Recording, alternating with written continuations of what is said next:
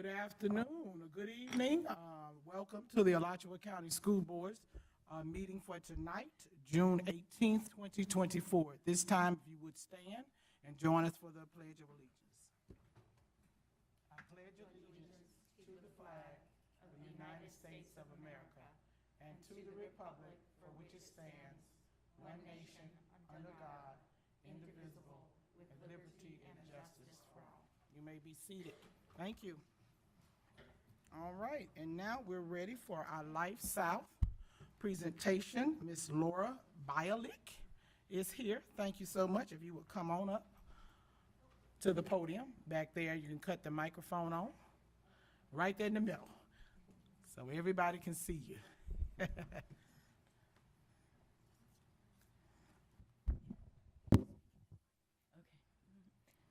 Good evening. My name is Laura Bialik, and I am representing LifeSouth Community Blood Centers. LifeSouth is the sole supplier of blood products to all the hospitals in Gainesville and the surrounding communities, and this is our 50-year anniversary. So I'm very excited and appreciative to be here. LifeSouth has had a long partnership with the Alachua County School District, and the blood that we collect through the blood drives that we have at the schools are vitally important. School blood drives represent about 15% of the blood that we collect each year. So without the blood drives that we have at the schools, it would be very difficult for us to collect enough blood that we need to supply the local hospitals. So I am very appreciative to award this plaque to the Alachua County School District for the 2023-2024 school year. 1,884 lives were saved. So thank you very, very much. All right. And we thank you so much for being here tonight, and we thank you for the partnership, because we both collaborated together, and to be able to touch people's lives, that's a great thing. Let's take a picture. Let's just stand. If you come in the middle, we can all get in and take the picture. Yeah. Thank you again. Right here. Don't leave yet. We're going to take a picture. We got a podium there.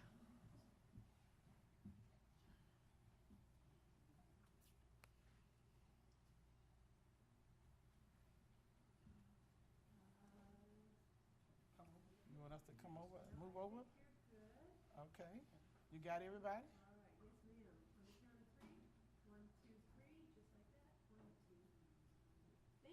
All right, thank you again, Ms. Bella. All right, thank you.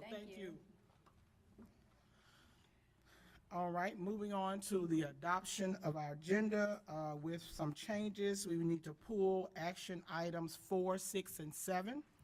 We will be pulling at 6 and 7 are two of our book challenges, which the staff, they're already off the shelf. You wanted to explain it to us, Ms. Siegel? I believe the books are currently off the shelf, but because the books were determined under a too restrictive policy, the media services, the district media advisor wishes to have them reevaluated. They still may make the same decision, but they haven't had a chance to get together and reevaluate them now. So we tabled it at the last meeting for, I think, to permit it to be read. I'd like it to stay on the table until August so that the district advisory committee can meet and reevaluate under the new standard and make sure we just have one decision on the books. All right, no problem. Just wanted the community to hear why we were pulling. So action item 4, 6, and 7. Now, item 4 is the contract between GPD for SROs, and we had it all agreed to, I thought, until a couple days ago, and another issue cropped up. So, and we've had issues with the other 3. So rather than do them piecemeal, we'll go ahead and get all these things solved and bring them back before you in the July meeting. Okay, no problem. So again, action item 4, 6, and 7. Also from the consent agenda, item number 18 will become action item number 10. Number 18 will become action item number 10. So with those changes, can I have a motion to accept the agenda? So moved. Second. Been moved and properly seconded. Yes, ma'am. So, number 9, Julian, that one's okay, we're leaving that book, we're leaving that one Yes. on? Okay. Right. All right. Any questions? Any other questions? Okay, hearing none, all in favor? Aye. Motion carries. All right, now moving on, we need approval of the regular board meeting minutes from June 4th. What is your pleasure? So moved. All right, is there a second? Been moved and properly seconded on the said motion. Is there any discussion? Hearing none, all in favor? Aye. Aye. Motion carries. All right, moving on to our board and superintendent announcements. Anything from any board members? No, other than we had our not this week, the week before, after our last meeting, our joint summer conference with FAS, with the Superintendents Association.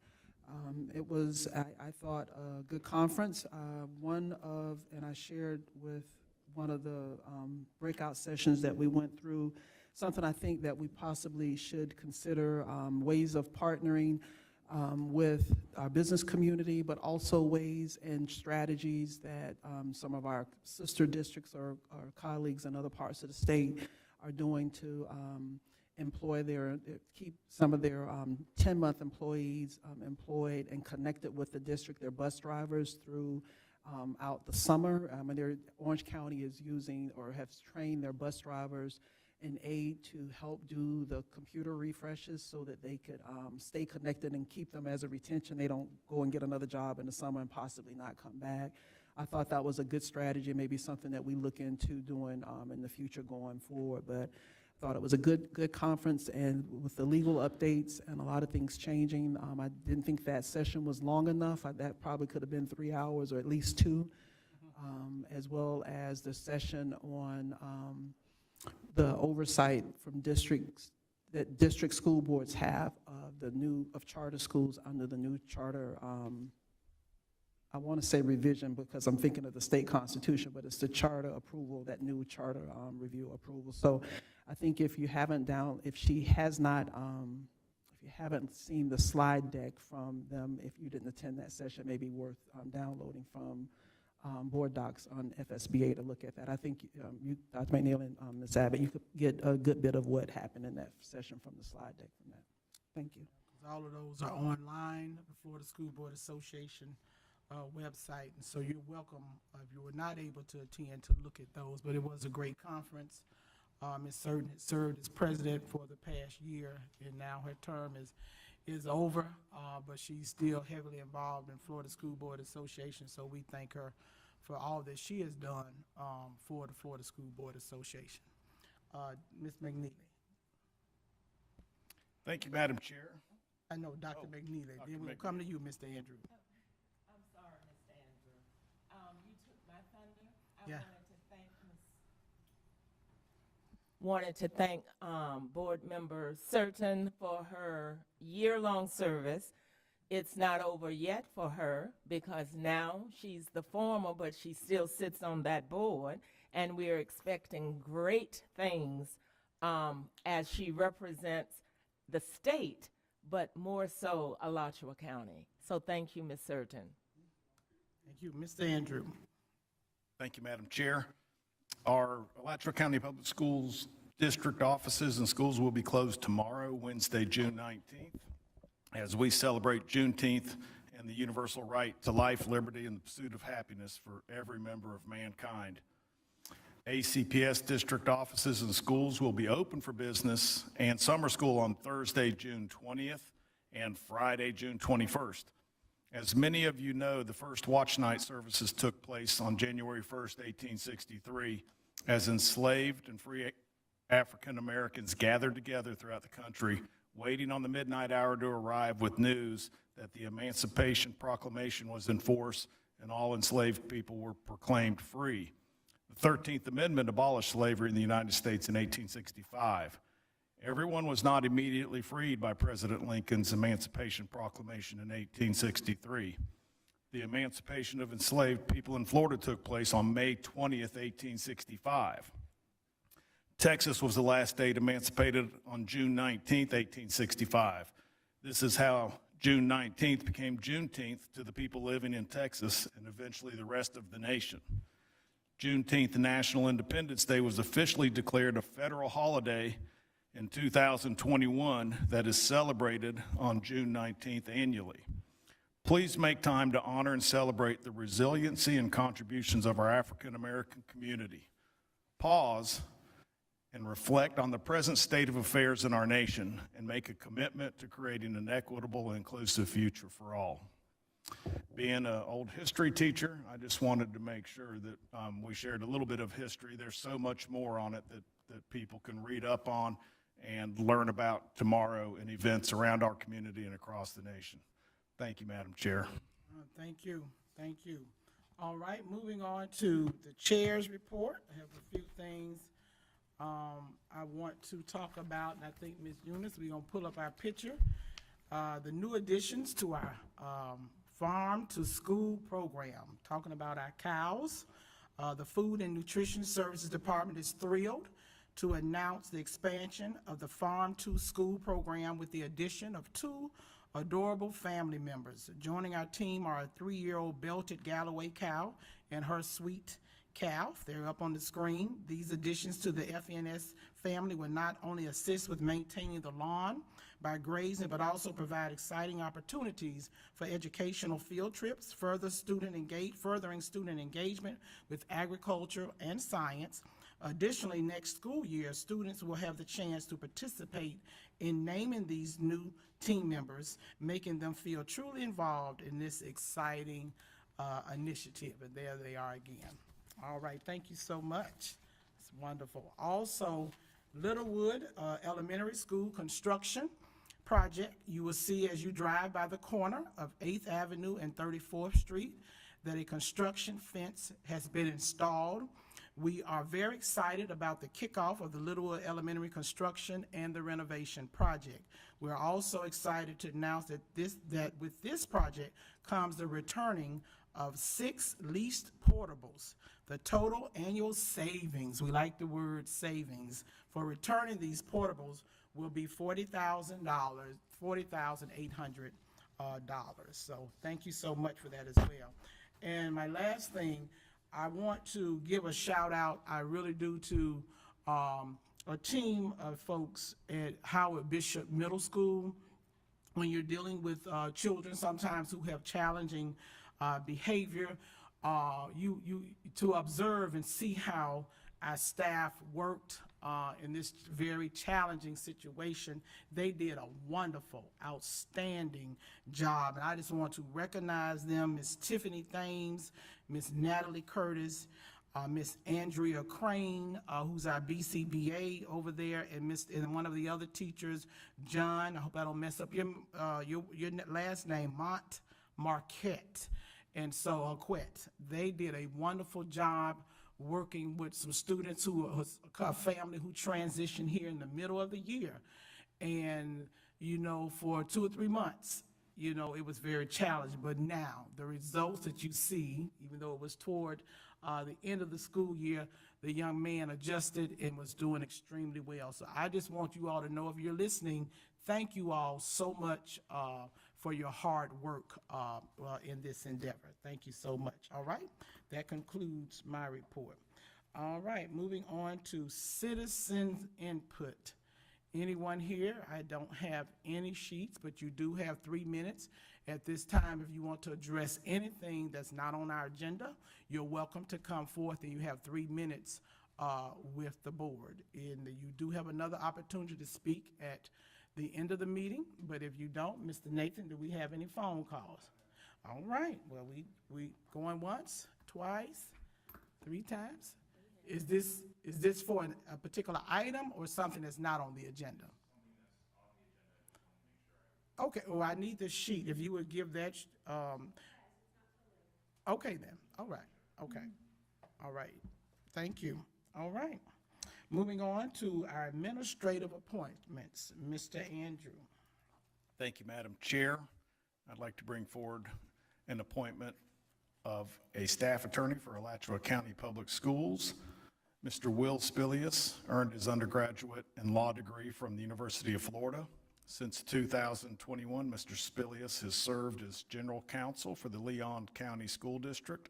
Mr. Spilius has also served as the director of the Unlicensed Practice of Law Department at the Florida Bar, the Assistant Director of Legal Services for the Florida Education Association, Chief Attorney for Florida's Insurance Receiver, Assistant City Attorney for the City of West Palm Beach, Police Legal Advisor for the City of Boca Raton, Senior Assistant Attorney General with the Florida Attorney General's Office, and a Judicial Law Clerk for Florida's 4th District Court of Appeal.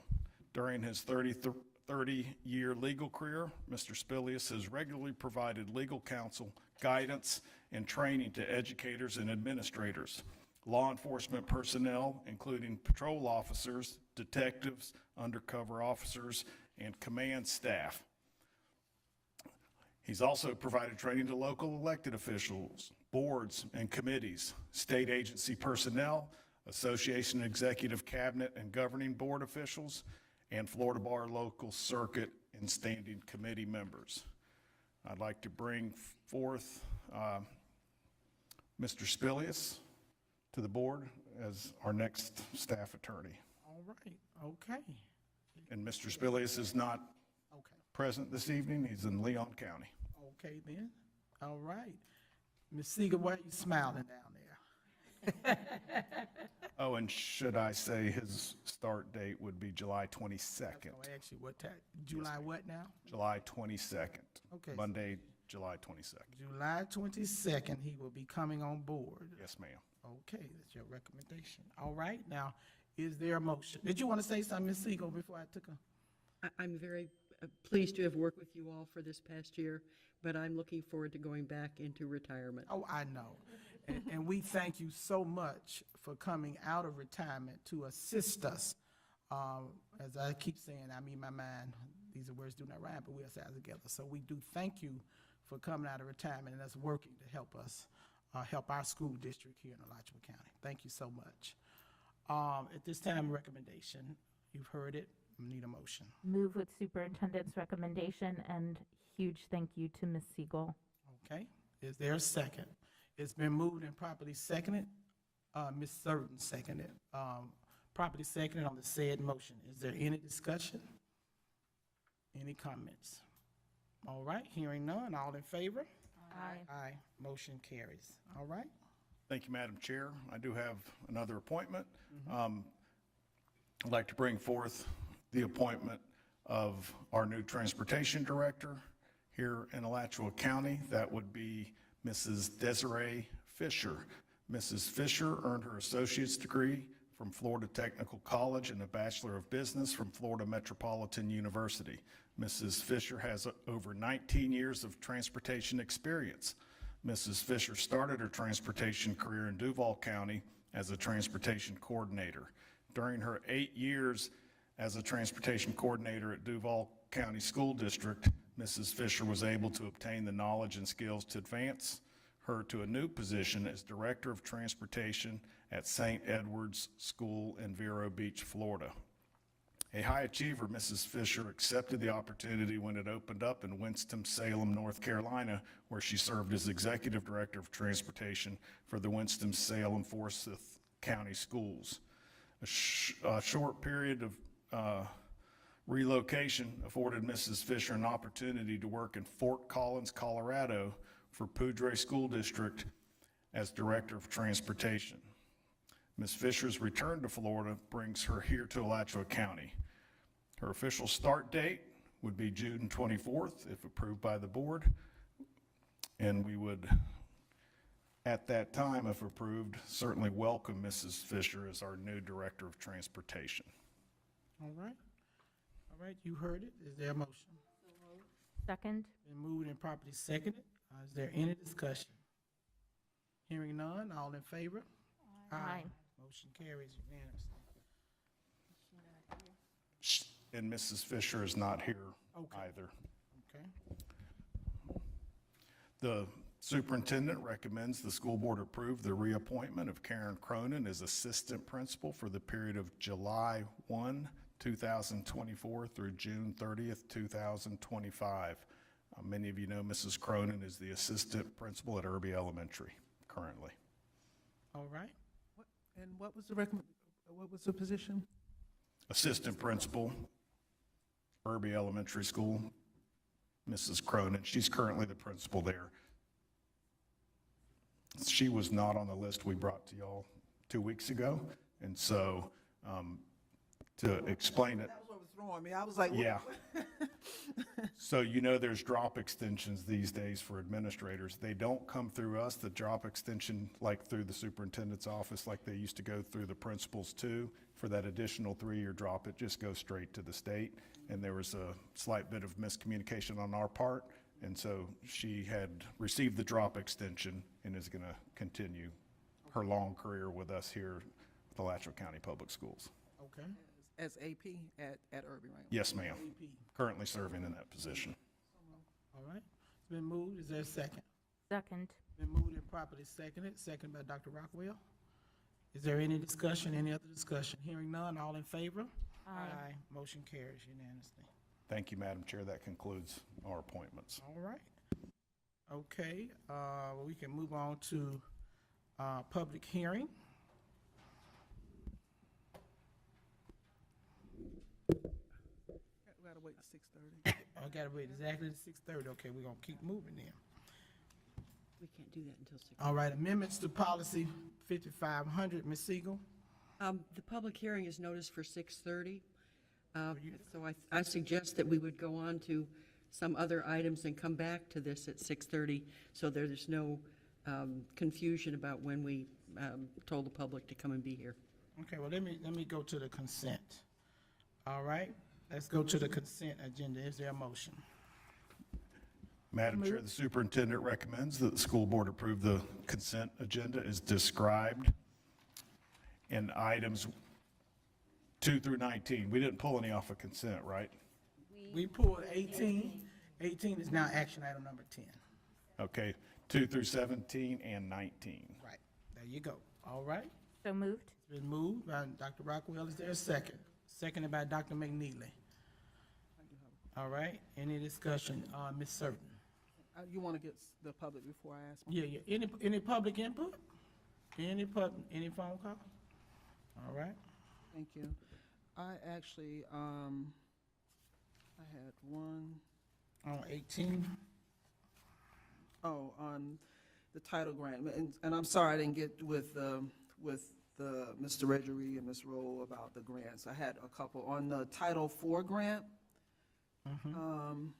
and I'm not sure who would answer this. I had two questions. The robotics, are we expanding robotics to all the schools, the elementary schools, or is it just gonna, because I know the schools in the east, a lot of them don't have robotics teams to my knowledge. And so I was wondering if the title grants, to me, it seems that they were being used to support robotics in schools that already have robotics versus being an extension of that program out to provide opportunities to other schools, but I wasn't sure about that. We're gonna continue with what we've been funding. Mr. Redgery, is your mic on? Yeah, the mics are can you going hear in me? and out. Yeah. The light is on. Okay. Okay, pick it up just a little. Let's see if we can hear you a little bit. All right. Can you hear me better? Maybe I should use my singing voice. Can you hear me? Yeah, hear you All now. right, okay. Yes, we going with the same programs that we had last year. With the rollover fund that we had, we did provide some more funding for some more programs. But as of right now, we're going with what we had last year. Yes, Chair, Board Member Certain, we are continuing on with the robotics in the schools that they're in right now. We've not had further discussion about that, but the grant is as it has been in the previous year. Okay, thank you. And then the medical skills program, I was wondering why we're not funding that through the mill instead of through this grant, since it's part of CTE. I don't, Ms. Ritter, are you able to speak to that? no, I'm not able to speak to that. Ms. Ritter? Ms. Ritter is coming. Yes. In order for the students in the medical skills program, this thing is, Yeah, it's going in and out.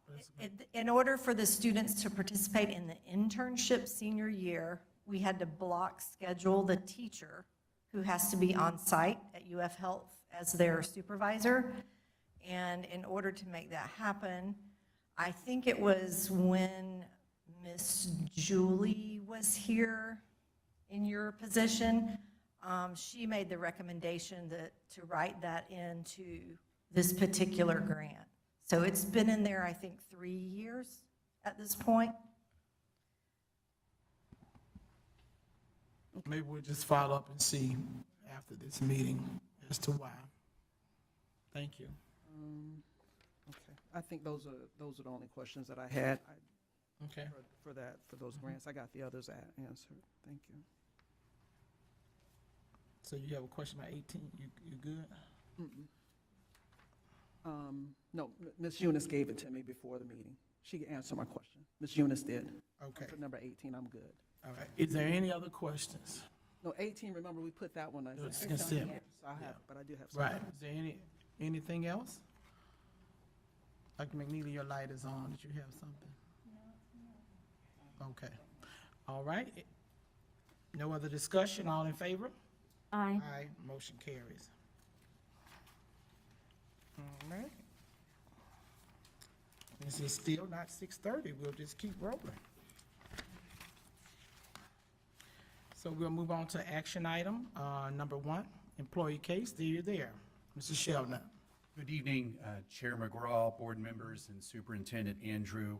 Employee case 0461-65. The superintendent recommends that the school board terminate the employee effective June 19th, 2024. All right, thank you for the recommendation. Is there a motion? So moved. Second. It's been moved by Dr. Rockwell, seconded by Ms. Surton. Any discussion from the public? All right, no phone calls? All right. All in favor? Aye. Aye, motion carries. All right, moving on to action item number 2. District Science Adoption Choices. You're there, Mr. Berry. Good evening, Madam Chair, board members, Superintendent Andrew, Deputy Superintendent Dr. Atria, staff, community members. Pending the release of the Florida Department of Education list of approved materials, the superintendent recommends the board authorize the purchase of new science curriculum materials with implementation to begin in the 2024-25 school year. All right, it's been moved by Ms. Surton. Is there a Second. second? Dr. McNeely, y'all both, I'm gonna give it to Dr. McNeely. Y'all said it at the same time, seconded. All right, is there any discussion from the public? Hearing none? Anything else from the board? If not, all in favor? Aye. Motion carries unanimously. Action item number 3, selection and approval of FSBA's Advocacy Committee Representative and Advocacy Committee Alternate. And so we brought this up at the last meeting, and just to make sure we're on track as members of Florida School Board Association. I should be leading that as the advocacy, and Dr. McNeely will be the backup in case the alternate, in case I can't make it or something. If there's no other discussion, need a recommendation. So moved. It's been moved and properly seconded. It was moved by Dr. Rockwell and seconded by Ms. Surton. If there's no discussion, all in favor? Aye. Motion carries unanimously. Thank you. Number 4, School Resource Officer, Mr. Pelton. No, we pulled that one. Oh, we pulled that, that's right. We pulled 4. And moving on to 5, Ms. Siegel. Well, Yes, we have before you the First Amendment to the Citizens Field Lease Agreement. A little background. This lease was entered into literally 40 years ago this year, and it terminates on June 30th of this year. We were given a proposal for a 3-year lease, but the problem was the city has got plans or tentative plans for revitalization of that area, and they have no way of letting us know what they're going to do with the field, if they're going to keep it, and so forth. And so we finally negotiated 1-year turnover lease, just so that we can, and the only expenditure will be the minimum we have to do to make the field safe for play. We're not going to do a whole new resodding of everything because of the expense, but we've given them a dollar figure and they've agreed, and we can make at least it safe. The other thing on this contract is the Wi-Fi, which we need for our huddle. As you know, we're going to be able to start streaming these games for everybody's home use if they wish. So those are the only two things that are of any difference in this. It's just a one-year extension. We don't know if next year they're going to make a decision about what to do, but at least for this will get us through this school year so our kids can play football on that field. Okay, all right. Is there a motion? Second. It's been moved by Dr. McNeely, second by Dr. Rockwell. Is there any other discussion? All in favor?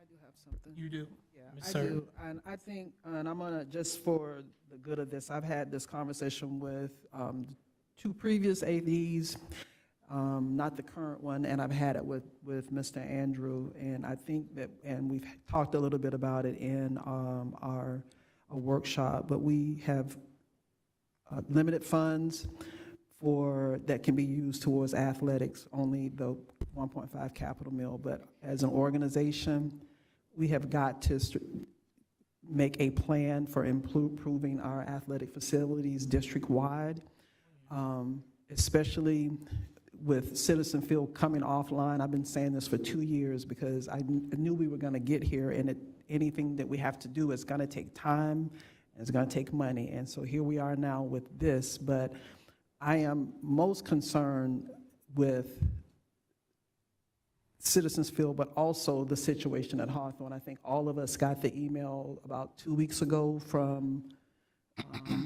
I don't know if Zach is the student who did the video, if that's the same person, and he's also maintaining the field.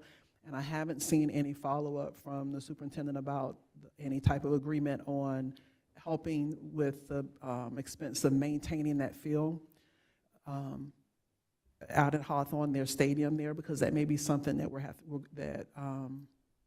the other schools may have to share. But I'm just going to say it. Hawthorne has, since I was a citizen and since I've been on the board, it seems like they have just gotten the short end of the stick on a lot of things, and we've been slow to do that. So we have to do this with Citizens Field. So I'm making this comment here because it is applicable, but we have got to, as a board and as an organization, sit down and really think about how we're going to invest in our athletic facilities. I shared with the superintendent, when I first came on the board, one of our districts that really mirrors us, Leon County, their superintendent promised their community that he was going to touch every athletic facility in 5 years. Their fields, they were going to resod them and do a lot of things. And they had a plan for how they were going to work on their fields. They have a field similar to Citizens Field that's shared. And they worked through that plan. And for us, I just haven't seen that kind of effort from us, even though I've been advocating for it. But I think we really got to get really serious about this. And we are an academic institution, but sports and extracurricular activities are key to us keeping students connected with our school system. And I think with the Hawthorne has done a lot with a little out there, and I think they've picked up a heavy lift, and I think the district really has to, we really have got to invest in our district as a whole, but not forget them out there because they're on the eastern quadrant of the county. So those are my comments. And I will say to you, Ms. Surden, we all agree. I know Mr. Andrew has been, that's one of the reasons we started those multi-joint municipality meetings, so we can begin to hear from our surrounding municipalities, their needs, and I know Mr. Andrew has been talking with the mayor of Hawthorne and looking at the stadium and their needs and things of that out there in Hawthorne, and that just happened recently. Okay, all right, any other discussion? Hearing none, all in favor? Aye. Thank you. Moving on to our public hearing. Ms. Siegel. Thank you, Madam Chair. We have before the board today and the public hearings on 3 proposed changes to the policies in this district. The first is the Code of Student Conduct, second is the Student Progression Plan, and finally the book policy on book challenges.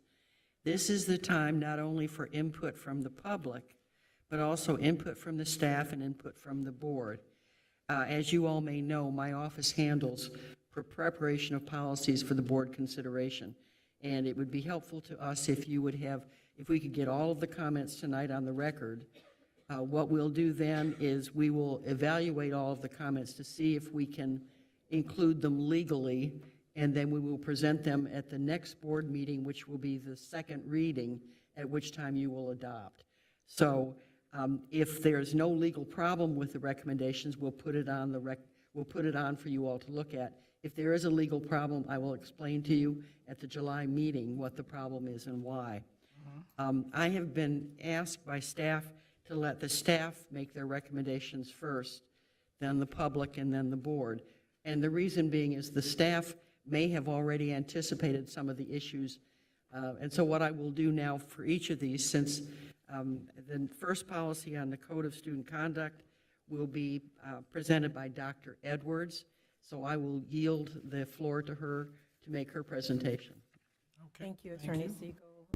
To our board chair, board members, and Superintendent Andrew, staff has been working on the changes that we would anticipate for our Code of Conduct.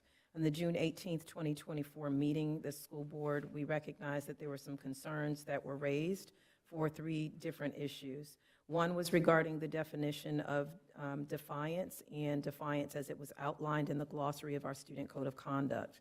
Staff has, since that time, looked at the various codes of conduct that exist in other school districts across the state of Florida. We have noted that for the following counties that there is no definition for defiance that is outlined in their conduct, in their glossary, which is Bay, Brevard, Broward, Clay, Escambia, Glades, Hamilton, Indian River, Lee, Monroe, Palm Beach, and St. Lucie counties. We have further noted that it would be our recommendation to remove defiance and to focus instead on what is already in the Code of Conduct as it relates to disruption, so that when we are also training our staff, it would be outlined, or our staff would have a need to outline how behavior is disruptive to the learning environment and the instruction that is taking place and the impact that it has on learning within the school or other places. So thereby, if a student could be deemed defiant, we also know that that defiance would be subject to the level of disruption that is occurring in the school or other school facilities. So that has been the point of conversation that we have been having, and we wanted to make sure that the community was clear about how we were moving forward in our discussions as it relates or pertains to that. The second is related to wearing head coverings on the school bus. It was presented to our Student Services Department and Discipline Committee that there was a need to remove or not allow, to wear head coverings on the bus. We also wanted to add, however, after hearing the concerns that were raised at the last or the first reading, that the principal may waive this requirement on a case-by-case basis for reasons such as, but not limited to, medical necessity or sincerely held religious belief. That is in alignment with what we already have in the Code of Conduct and other places such as dress code and what happens in the school building. And so thereby we would be aligning it on the bus in the same regard as we do elsewhere. School bus referrals that are being processed are processed the same manner that they are within the building. They go to deans and administrators at the school, and so this would be a continuation of what we already have. And then finally was the discussion about restrooms and changing facilities. There were some concerns that were listed about the restrooms, as it had been noted, and the potential of there being some disciplinary action that would result for students who may not leave the restrooms when asked by staff members, and not wanting for that to be punitive, especially for specific populations of students as outlined. We have noted that even in the changes that we've been presented in our Code of Conduct under restrooms and changing facilities, that there may not be a need for the vast outline that we have there, and it can be simply moved into a paragraph format which our staff has looked at to read somewhat of the following. This is what we would anticipate sharing. Students should be provided use of restrooms and changing facilities, for instance, locker rooms and dressing rooms for their use, respective to their biological sex at birth. Students may use single occupancy restrooms, and students that willfully enter a restroom or changing facility designated for the opposite sex and refuse to leave when asked by instructional personnel, administrative personnel, or other employees of the district are in violation of the code and will receive a referral and could be disciplined. It is important that we highlight and make clear to the public that students who receive referrals do not necessarily have discipline connected to them. Referrals must be coded by our deans and considered an offense before it is actually in their disciplinary history as something that is looked at as punitive. So the word referral does not necessarily mean, for instance, that a child would go to ISD or something like that. They could be with a referral, counsel and warned. It could be a phone call that goes home. It could be a conversation that happens with students. And so we wanted to add that point of clarity. And so we wanted to also make sure that when we wrote this, we would say that they could be disciplined, not necessarily that they would be. So those are the 3 points that we wanted to share with community before it went to public input, just so that they know what we've been working on. All right, thank you. You have any phone calls? Okay, we do have Amy Trask. If you want to come forth and give your name, you have 3 minutes before the board.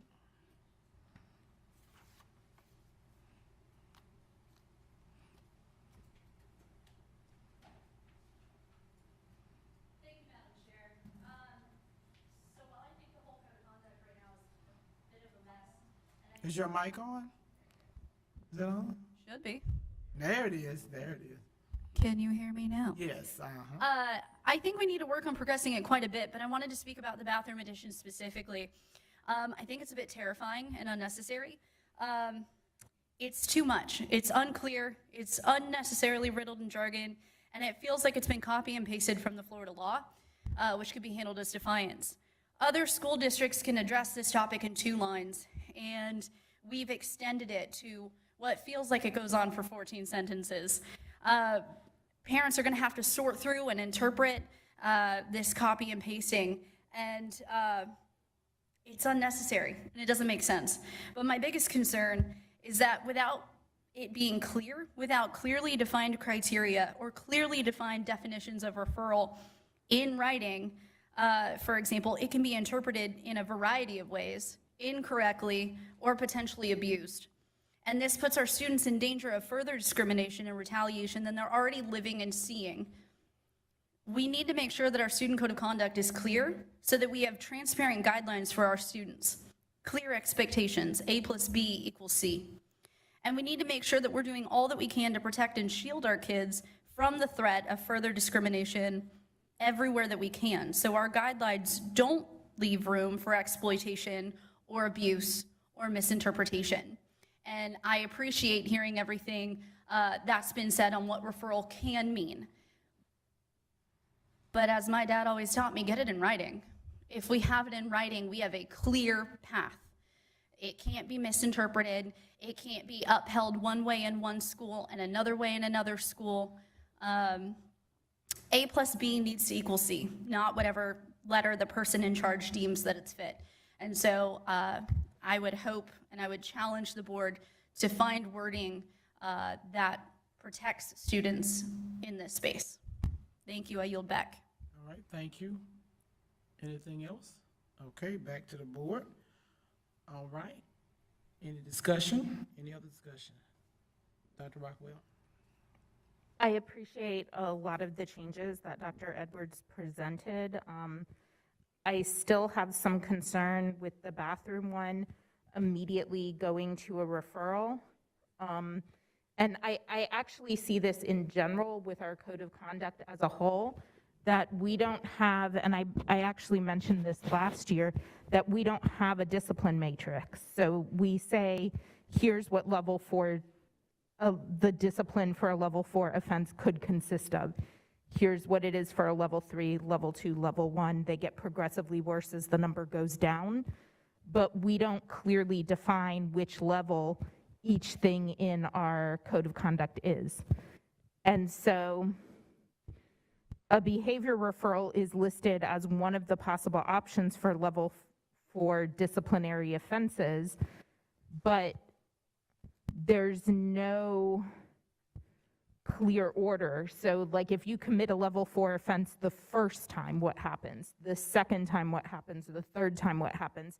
And I feel like one of the reasons we don't have consistent implementation of the student code of conduct across schools is that we don't have this. And it's particularly concerning to me with the restroom one because we're saying you're going to go straight to a referral. And it seems like the first thing would be a behavior contract or a teacher-student conference. To me, I feel like that shouldn't be the very first thing that happens. I know that other districts have it laid out. The first time, this is what happens. The second time, this is what happens. The third time. And like the first time is just a warning. And then the second time is a call home, and the third time is a referral. And I don't feel like we have that, and it's concerning me especially for the bathroom issue because once you get to a referral, it's up to the administrator to determine what happens with that referral and what kind of discipline is provided.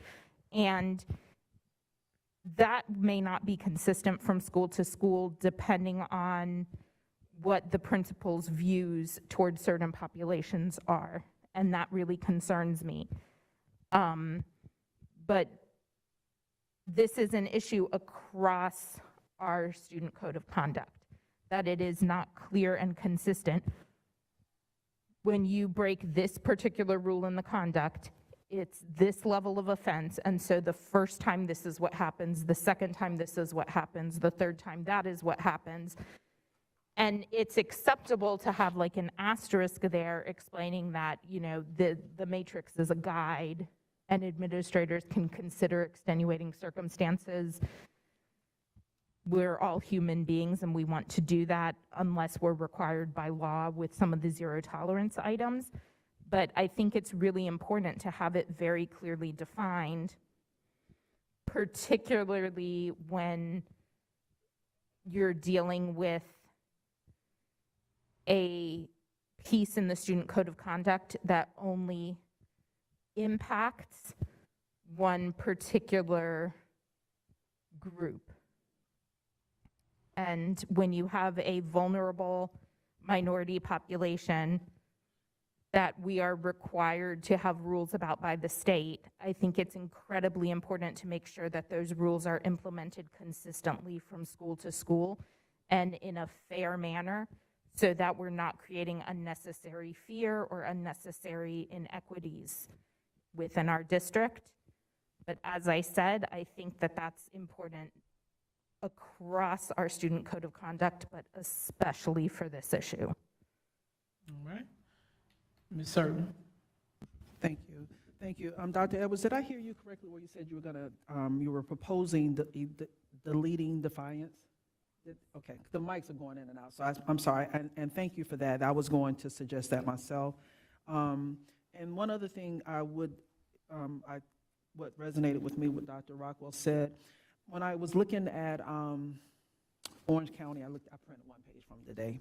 I didn't want to print it all, but what I did like that they had is they had offenses, and then like level 1 offenses, and then consequences, level 2 offenses, and then consequences. There wasn't like a matrix. I'm not sure if you looked at theirs or not. Yeah, I have. Dr. Rockwell, but I like that, and I think that may be one that we could Model after.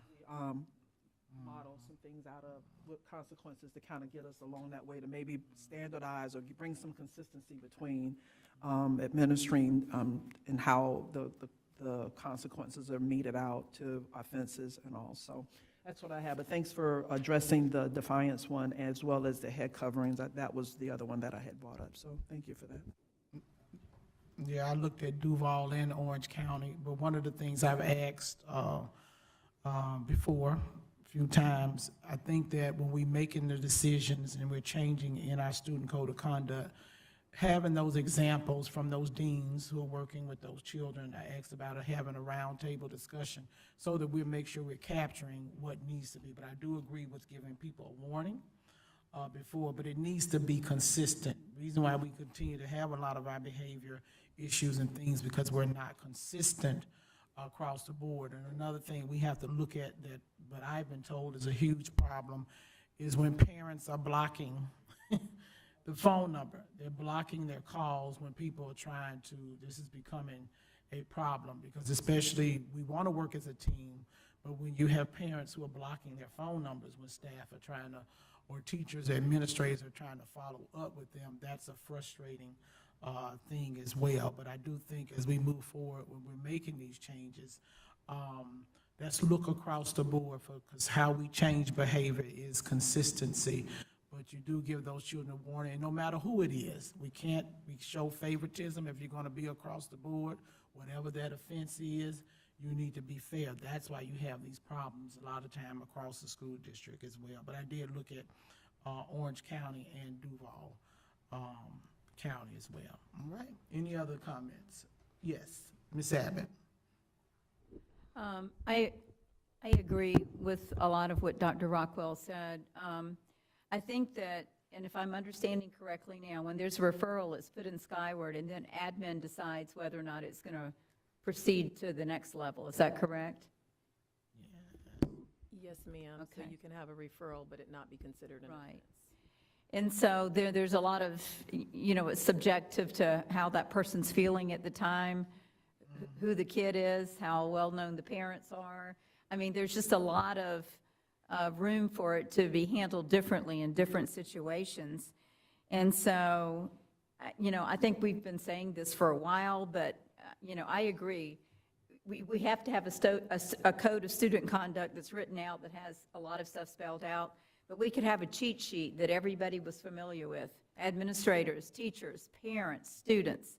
And so, if this happens, here's the first thing, the second offense here, and it's just, it would be, to me, it seems like it'd be so simple and so useful to write that out so that it's just a quick guide and it's followed consistency. It doesn't matter who you are, where you are, at what school you happen to be at, that there's consistency. And I think, one of the reasons we have behavior issues now is because things are handled differently at different schools, depending on the time of the day and who the person is. And I know this for a fact that, it's a lot of work when you have to write up a referral or when you have to get onto a student for something, especially at high school level, because there's usually, some backlash from that. But we've got to be consistent with how we handle behavior so kids, they have those parameters and they know that I'm not going to get away with this no matter, how hard I fight back or how hard my parent fights back. This is what's going to happen if I do this thing. If I might just respond to that portion in that I think in implementation, people may sometimes see differences, and there's definitely differences we have to take into account with students. However, there is a matrix that does exist for our deans. There is an actual outline that is supposed to be followed to maintain that consistency. It does exist, and our deans do have it. I think it would be awesome if you could share that with the board. Yes, ma'am, and it has been shared before, and I can send it again. That's not a problem at all. We don't send that out with all of our teachers and things because there are things that have to be taken into account when we are looking at referrals for students. So part of that is taking into account disabilities, number of times that they've had referrals. All of that is a part in the decision-making as to what occurs with students. But I will definitely share it with you. Sometimes when the matrix is provided for persons who don't have the training behind it, I'm just talking about general staff, they will just want things to fit in that one nice little neat box, and without the training, they may not necessarily understand what the next steps are. And so I'm just going to follow through on something you said. It depends on if a child has disabilities or the number of referrals. How would that play into it? Like how would you respond differently? Is there a certain number of referrals a kid can have and then there are no more referrals, or at that point it's taken to a higher level where they're removed from the school situation? What exactly would that be? So with additional behavioral incidents for a particular child, we have to look at what interventions might be needed in addition to what might just be listed in the code of conduct. And so the deans should be working with the student services team to determine what needs to happen for a student. Sometimes when I'm talking about disabilities is because sometimes the behavior is a result of the actual disability that the child has. And so we don't want to, we have to sometimes have an IEP meeting to move forward with that to ensure that we're not just providing out-of-school suspension for students with disabilities. And so I like what you said about the services that are provided because of, with a child that continually has referrals. But do we follow that? You know, we're providing these services, we're providing this support. Are we tracking what happens after all of that support is provided? Are they able to have fewer referrals? Is it improving academics? I mean, is there any data on any of that? That is what we're working on and why we started that Behavior Institute, to try and make sure that we are looking at what the implementation is and having those discussions with teams to follow what the interventions are and not just what suspension data is. So we're trying to work with our school teams to ensure that at each step, they are actually providing services and referrals for students. And when I say referrals, I mean like outsourcing and providing support for interventions and not just punitive referrals so that they can be suspended or removed from class spaces. Thank you. All right. Anything else? Dr. Rockwell? I'm sorry. Let me get Dr. Yeah, go ahead, because you haven't spoken yet. Yeah. Dr. McNeely. And I certainly don't want to be redundant. I've heard my colleagues, I've heard Dr. Edwards. One thing, interpretation can mean a whole lot of things. And so I'm wondering, when you stated a little earlier about certain staff members and the training, can you clarify what you meant by that? Yes, ma'am. So when we were talking about, I was referencing the matrix, I was saying that deans have been trained to utilize the matrix when they are providing or issuing consequences for behavior. We do not provide it for all of our staff in the school district. That is something that has come up in previous times that we've had discussion about. We don't do that because everyone has not had training, and that interpretation for some of those other individuals may mean what I see as a behavior that A automatically yields to B, and that is not always the case. If you don't take into, again, for example, a disability for a student and to know that their behavior is a result of the disability, then you may assume that that child may need to be suspended for 3 days, but in reality, there is something different that needs to occur. And so we don't want people to misinterpret what's in the matrix to say that whatever is in this box is exactly what needs to happen. There are a lot of other factors that must be taken into account. Thank you for that. And in a nutshell, tell me, how is this being monitored? Because we've got a lot of rules, a lot of things in our code of student conduct, but who monitors this? Is this your department or what? It's the student services team, and so we have staff members who have regular meetings with our deans and also follows the referrals that have been placed and to ensure that when we are looking at referrals, if there is a mismatch with how things have been coded, there are phone calls that go out to the schools to get greater clarity on why certain things have been coded the way that they are. So yes, there are staff members who actually do that from the Student Services Department. Thank you so much. All right, Dr. Rockwell. I completely understand what you're saying about the matrix and all of the considerations that need to be made before issuing discipline. I still think that it is incredibly important to delineate in this code of conduct what level a first offense is for each item. So like the student who doesn't leave the bathroom, is that a level 4 or a level 3 to start with? I think that's incredibly important. And then I think it's still important to have a matrix that is available to parents, students, and all staff.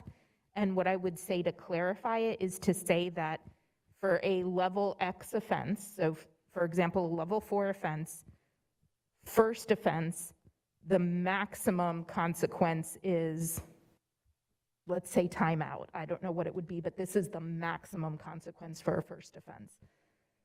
The maximum consequence for a second offense is this. The maximum consequence for a third offense, so that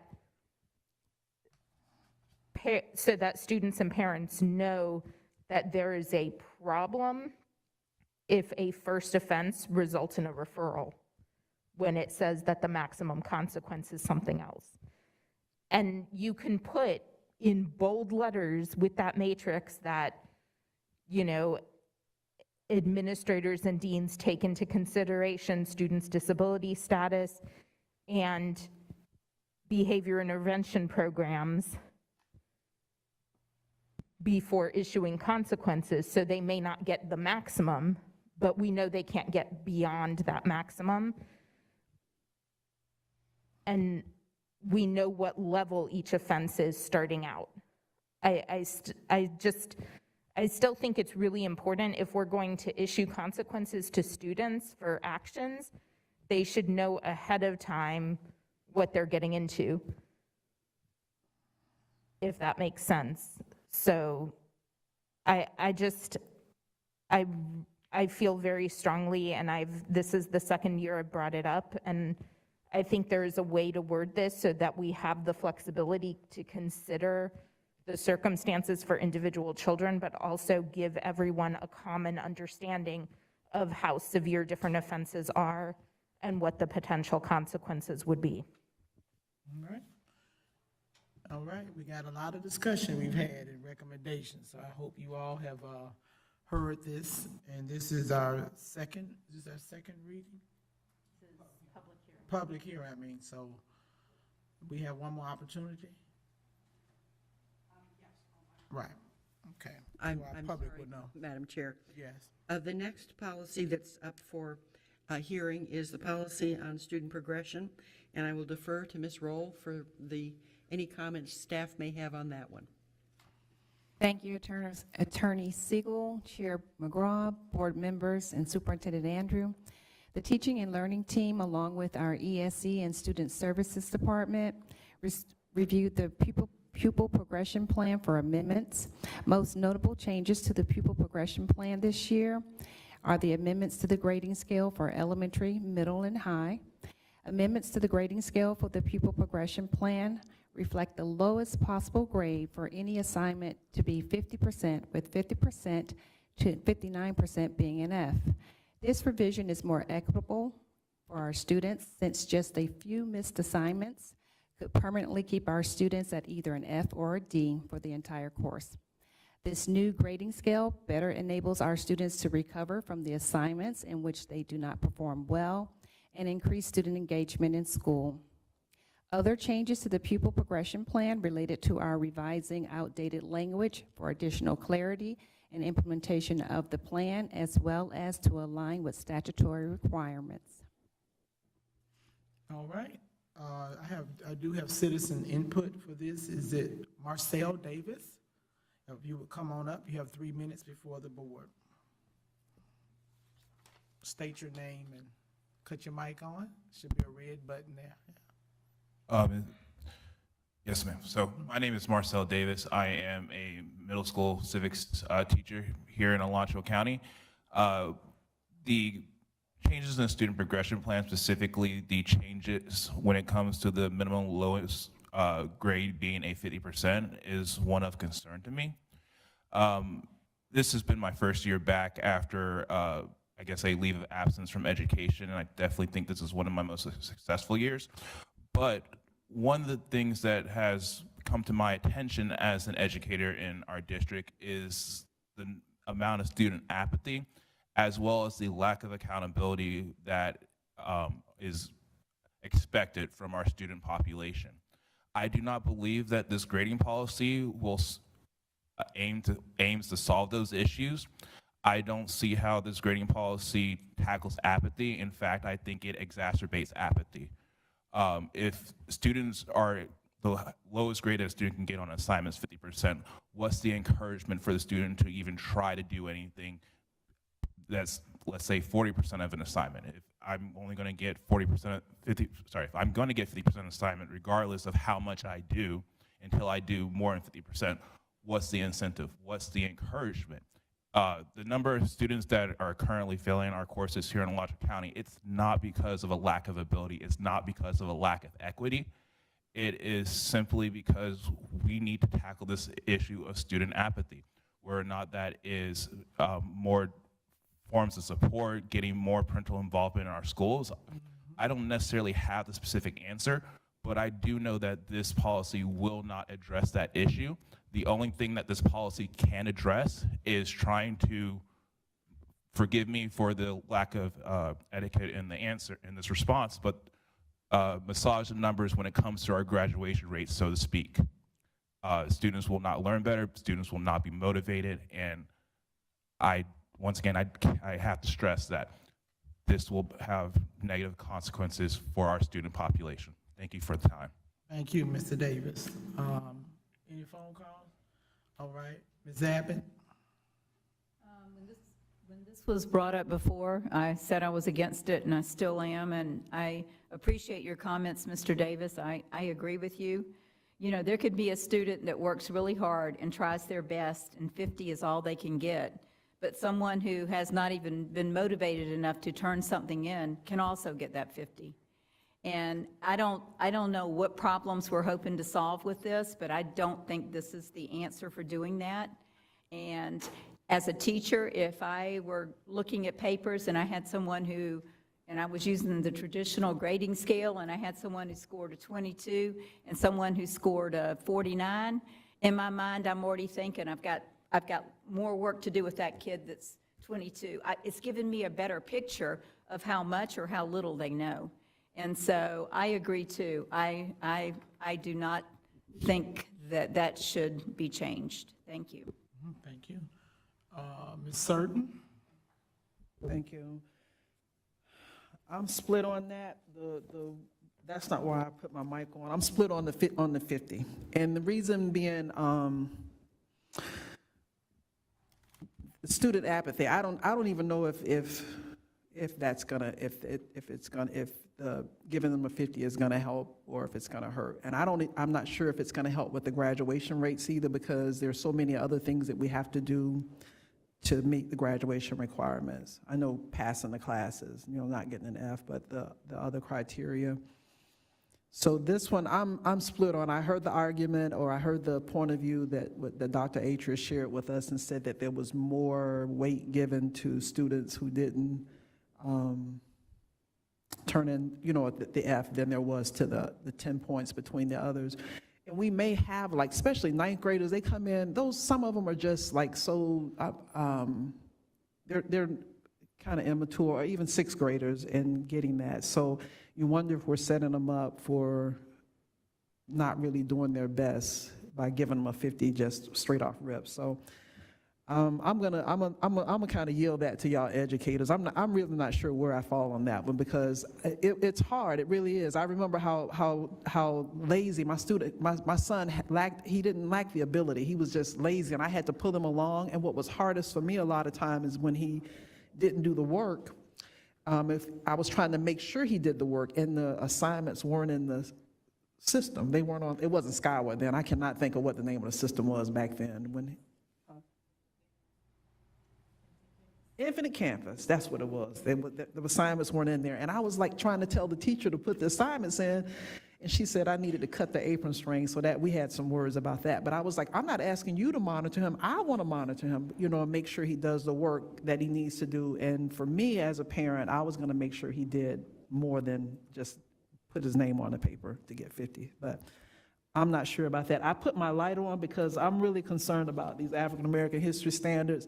And I'm pretty sure y'all are just going with what the Department of Education, the Board of Education, what they put out. But I'm gonna be real upset if any parent calls me and tells me that the teacher teaches a student of African descent that slavery benefited them, that they got some benefit from being enslaved, because that's in the standards that were revised.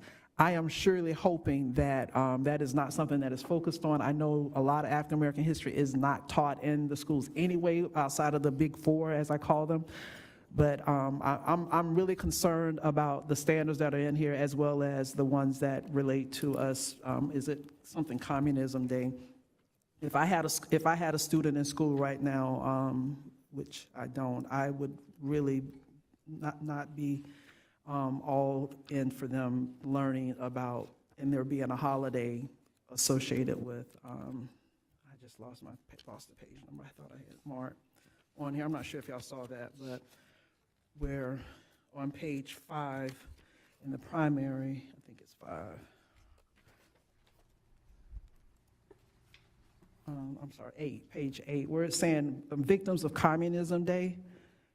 I don't know. It's a lot that's in these revised standards that have come out that I'm really not for, and I'm just hoping that our social studies and history teachers, that they really not go with teaching a false narrative that is aligning to a political agenda that we have here now. And like I said, some of the stuff that what is in here, and it's in our Code of Student Conduct, does not mention that standard, but I'm hoping that no one teaches that erroneous standard, because people that were enslaved did not benefit from slavery. This capitalist society benefited from working us for free. All right, thank you, Ms. Surton. Dr. Rockwell. Mr. Andrew, you want to respond? Your microphone's not on. Just to add to the discussion and then to defer to Dr. Atria. But so with grading, what we want to focus on is the fairness of an equitable scale. And as we know, the GPA system is set up 0 to 4, right? Because there's equal increments between a 0 and a 1 and a 2, a 2 and a 3, a 3 and a 4. So what we set up in education was an unfair grading system when it's 0 to 100, because you have a 59-point spread for an F. So if you think about it this way, why not have a 41 to 100 as an A, a 59-point spread as an A? And that, I don't say that to insult anyone's intelligence, but it doesn't make sense. And it doesn't make sense to have a 59-point spread for an F. Statistically, you can do that with mathematicians. So I think to refocus the discussion, really it should be a 0 to 50. So a 0 to 10 is an F, an 11 to 20 is a D, a 21 to a 30 is a C, a 31 to a 40 is a B, and a 41 to a 50 is an A. And that way, when a student does nothing, they get the 0, but it's not a 59-point penalty in an average. That's why you don't have a 0 to a 6 in a GPA scale, and then your A is a 10.0. It's equal increments, 1 point. So when you do the math, or better yet, we just go with a 0 to 4 grading system. And so if I don't turn anything in and I make a 0, and then I turn my next assignment in and I make an A, I have a 0 and a 4, I have a 2.0, I have a C average. But if I do the same thing and I get a 0 on a 100-point assignment, I have a 0 with that 100. That's 100 points divided by 2, it's a 50. I still failed. So as someone said, freshmen, they're going to quit on you. Why do I keep working when I made an A on this assignment? I did the first 2 assignments of the semester, got a 0 on 1 and an A on 1, and I'm an F student. I quit. And I'm going to raise Cain in your class and get in a little bit of trouble and do what I do, because obviously an A is not good enough for me to even have better than an F in the class. So I think if we look at it mathematically and statistically, that's what's fair, not a 59-point spread for an F. And those that are a lot smarter than me with mathematics, I think, would attest to that. So that's just something that I wanted to share, because we do have and that way you give value to the 0. Nothing's a 0, but it's not a penalty. So that's just my thoughts on it. I wanted to bring that into the conversation. Can I get my time back? Yeah, I'll give you time back. Okay. Did you? Okay. I'm going to address what my colleague, Mrs. Surden, said first, because I agree with her completely, but I don't want us to direct teachers to do something that could get them in trouble. And if they don't teach the standards, they could potentially get in trouble, and it could affect students' scores on the tests. But I would say that we can encourage our teachers to have open discussion of multiple viewpoints in their classroom, so that when they cover state standards that present a completely false narrative, because let's be real, slavery in no way benefited Black people, students feel comfortable and safe pushing back. And I would encourage families to make sure that their students know that some of these narratives that are coming to them in school are not factual. I would encourage families to do that so children have the knowledge and skills to be prepared to engage in discussions in class that push back against these false narratives. I think that is our most effective way of combating this, because unfortunately the textbooks that the state allows us to purchase are going to include those false narratives, and the tests that our students have to take in order to get their credits and graduate are going to include those false narratives. Then I want to go back to the grading scale. So the grading scale, as Mr. Andrews said, is statistically it's unequal. A bad score, a missing grade, or a very, very low score on one assessment can tank your grade in a class. And I was a teacher, but when I taught, we didn't do numerical grades, we did letter grades. And the way I counted a not turned in assignment was a double F. So when you calculate it out, if a student does the assignment and just fails, they did terribly, they get the F in the grade book. Their next assignment, they get an A. An A plus an F is, as Mr. Andrew pointed out, it gives you a C when you're using that 4-point letter scale. An A plus 2 Fs, the double F for not turning in, gives the student a D. So there is a differential between I tried and I failed, and I was absent and didn't do my makeup work or didn't bother turning in the assignment, but it's not as devastating because you can come back from a D a lot easier than you can come back from that 0 out of 100. So in a numerical grading scale, if we could create something like that, so maybe, you know, a student who does the assignment and literally gets none of the points for it, the lowest score they could get is a 50. But the lowest score the student who didn't turn the assignment in at all could get would be, let's say, a 25. Because when we average that, we get something that's still lower than the student who really struggled and just couldn't do better than a 50%.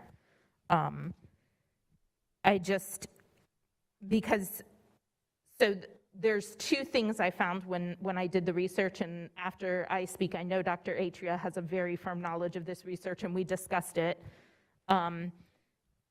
was that, yes, students will give up. If they miss an assignment or two or get really, really low scores, like a 20 out of 100 on an assignment or two, they'll give up because it's too hard to get back. And it takes too many really high scores to see any movement in the right direction. But at the same time, if there's no differential between I tried and I failed and I didn't try at all, you will have students who know they're going to fail, just not bother. Or you will have, there have been a couple of studies, overwhelmingly the research supports having more statistically even grading scales, but the research against it has found that it might increase absenteeism because students don't feel like they have to do makeup work, but I think there's things we could do to mitigate that and find a happy medium. And maybe we don't do that the first year. Maybe we stick with this grading scale for a year and very, very closely track our attendance, which I know we already do, but also the number of assignments that just aren't turned in. We ask all of our teachers or a sample of teachers to really track those assignments that aren't turned in and see if that increases from this year when you could put in zeros. And if we see that there are attendance issues or more incompleted assignments, then we could revisit this. But I do think that it is important for us to create a grading scale that doesn't punish a student to a degree that it's virtually impossible to recover from because they really tank one or two assignments. Did you want, Ms. Abbott, go ahead. I mean, not Ms. Abbott. Let me get you, Dr. Atria. Thank you, Madam Chair. I appreciate everyone's comments and thinking regarding this change to the progression plan. I wanted to bring to the attention of the board some of the areas in which we considered as this decision was made. So I shared over a dozen grading articles with all of our principals and held an open forum discussion, so we received input from that discussion. Catherine Munn, principal at Wiles Elementary School, conducted a lesson study of those articles with her faculty, and they presented their findings and opinions, so we had teacher weigh in those discussions. Dr. Wright, principal at Santa Fe High School, has done this work in previous years with his teachers. And then we also heard the voices of students at an area high school as well as students in our Amplify group spoke very clearly about the disparities in the grading scale as it currently exists. So those voices were heard and considered as we made this decision. We also have teachers across the district already who engage in this type of grading practice. So to Dr. Rockwell's point, I believe some of that data, we would have to collect it, but I truly believe it does exist. We have a number of middle school students at High Springs Community School who do that, a number of teachers at Santa Fe High School that I'm aware of that do that, as well as in other pockets across the district. So it's not that this practice does not exist. It does, just not district-wide. And then finally, I would encourage board members to read research by Thomas Guskey and Douglas Reeves. Those are two of the more prominent researchers in this area who could shed light on where this decision has come from. Thank you. Ms. Abbott. I heard Dr. Rockwell and Mr. Andrew mention that kids get discouraged and they just give up. And so if they're in high school and they're discouraged and they just give up and quit, what kind of pattern is that setting for the rest of their life? And I think the problem is that kids just don't have grit. Something goes wrong, and so then they just expect there to be some sort of remedy to it. And when my daughter was going into 9th grade at Buchholz, she took a class over the summer, which was not an academic. It was something she wanted to get, like a PE or something she wanted to get rid of. The person said you can only have one absence or you get an F. And she made a decision to have that one absence, and she got an F, and it kept her out of being in the 10% at graduation. I saw her struggle all through high school to get that up, so I'm aware of how hard it is once you've got that F on there. But she learned a valuable lesson from that. And I didn't, I just feel like kids, you just can't get rewarded 50 points for doing nothing. I think that teaches a bad lesson. And I have read research. I read today probably the Washington Post one you quoted where they were saying change the grading scale from 41 to 100. So I am reading research on this. This is just my opinion. Sir. So back to the grading thing, would you give me the name of, you said Thomas Guskey? Guskey, Guskey. Guskey. And the other one, there were two. Yeah, that researcher's first name is Douglas, last name is Reeves, Reeves. Okay. And so you all decided to revisit this because of like feedback from principals and students and parents and stuff like that? Yes, ma'am. Grade inflation, that's the only thing I'm worried about now, is because if you feel like some families may say, well, my student is working really hard, and someone that doesn't do anything gets a 50, and that may make teachers kind of inflate grades. And there is like a discrepancy in some of the work. An A in one school may not be an A in another school, or with, or with another teacher. So it's just kind of, I don't know, it's all over the place. And if we want students to have grit and to know that you can't get, ahead without doing any work, because that's not society, but I'm not sure where to land on this one. So I'm gonna leave that with you all with that. We'll figure out something. But I had another question. On page 23, where it referred to magnet programs, I wanted to ask, why are we discontinuing the programs that were at Irby and Alachua? I thought those were intended to provide opportunities for students that live out in Alachua, in the rural areas, and to kind of prepare or introduce those concepts of biotechnology to those students so that they could matriculate to them at Mabane, and then as well as at Santa Fe, matriculate into the program at Santa Fe. But I saw in here that those programs, as well as the dual language immersion at Terwilliger, are being dropped, and I was wondering why. Terwilliger's up top, I'm sorry. It's just Alachua and Irby then. Good evening. Those programs were not discontinued. They're school-wide programs. They're just not part of the magnet system. So any student who is zoned to attend those schools will be part of those programs. There could be discussions further down the road if we wish to include those as part of our magnet programs. Okay, so it's still offered, but just not considered a magnet where it would obligate us to provide transportation or something like that, or have an interest. Yes, ma'am. Okay. All right, thank you, Mr. Berry, for that one. You may. I saw in here the comprehensive evidence-based reading plan. Has that already been developed, or is that kind of in process? Have we gotten a revision of that? It has not been submitted for approval. Okay. Yes, ma'am. I was going to say that's going to be at your next board meeting. I had it marked in my book here. I had a couple tabs. Okay. And then finally, on page 60, the Santa Fe dual enrollment. My question is here, the high school classes offered, that's struck through, and then the blue dual enrollment courses offered on high school campuses may vary.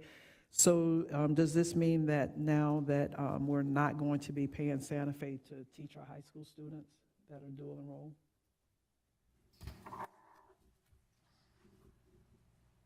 Dr. Atria? I'll let Dr. Atria answer that one. Yes. Thank you, Madam Chair.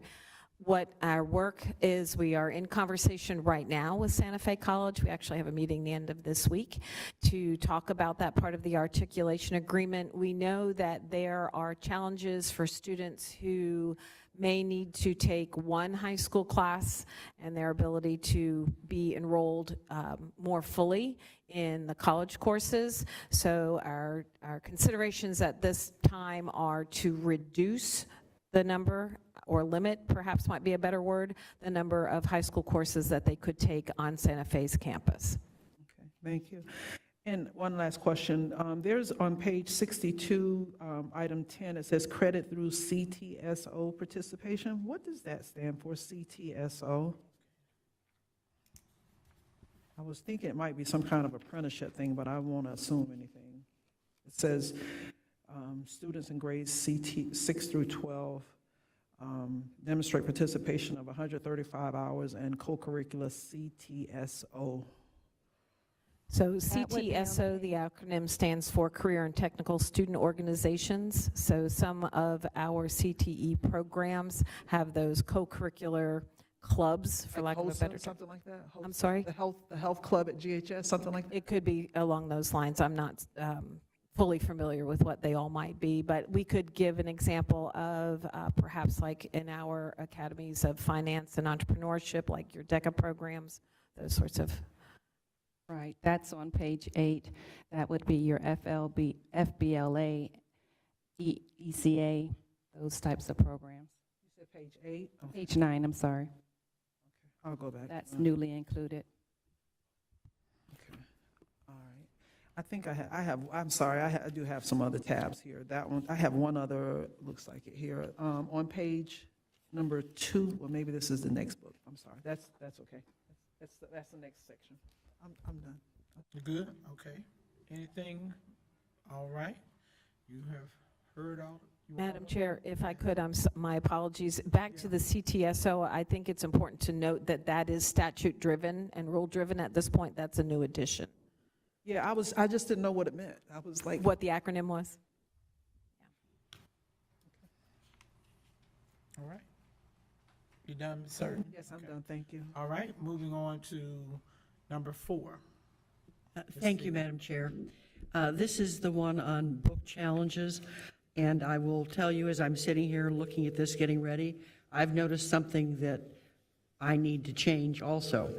So if you'll look at the second page of the policy at the top, anything that's got a red line through it means we're taking it out of there, except that in C and D at the top of the second page, we put a red line between including documents as well as including testimony. We are going to exclude testimony, but they can still put in documents, so that we will be taking the red line out of including documents on sub C and sub D. The rest of the stuff in red is the same as it was when it came before you for the first reading. The only difference from the first reading to now, based on some comments I got from some of you all, is the language in yellow at the bottom of the second page going on to the third page to enable us, if the state of Florida is in constant flux with many things statutorily and by rule, and if a statute or a rule changes and it impacts our ability to look at a book challenge, it may change the criteria one way or the other, that we be permitted to go ahead and change our procedure, which is not a rulemaking function, but then immediately modify, make a recommendation to the board, and go through rulemaking on a change to the policy. So this is kind of like the thing that lets us go ahead and comply with new rules, but still wait 3 months to get the policy changed, but have the procedure be intact. So that's the only other changes. All right, thank you. You have a caller? Caller, please state your name. You have 3 minutes. Caller, please state your name. You have 3 minutes to report. These mics are like. Caller, please state your name. You have 3 minutes to report. Hi, good evening. This is Rochelle George. I'm sorry I tuned in late, so I'm not sure what all has been said, but to give someone 50% for turning in nothing and doing nothing is probably the most asinine thing I have ever heard people calling themselves educators to come up with. You are there to teach. You are there to educate. They're there to learn. So if you're going to allow students to not do anything, don't make an effort, don't do anything, and you're going to give them 50%, what have you taught them? How are they going to succeed in life? You are setting them up for failure. Don't you want to educate these kids? Don't you want these kids to know what they're doing, to be responsible, so we don't get kids running the streets shooting and killing each other? I want every kid in this county to be successful. I want them to learn. It is a shame that we have kids in high school that cannot read and write and do basic math. Is this the students you want to turn out? If that's what you feel, I don't understand how you can sit up there and ever say that you are for educating these kids. We all have responsibilities. Do it on a sliding scale, but to get 50% for doing absolutely nothing in education makes absolutely no sense to anyone. And you're not teaching these kids anything that will ever benefit them in life other than they don't have to do anything and they can keep on sliding by in life. I'm shocked, and I really expected better from every single person sitting up there in Alachua County Public Schools right now. It is an absolute embarrassment to want to give kids 50% for doing nothing. You are teaching them nothing but how to slide by and work the system. All right. Next, we have Amy Trask. I'll come back to her. Elizabeth Husband.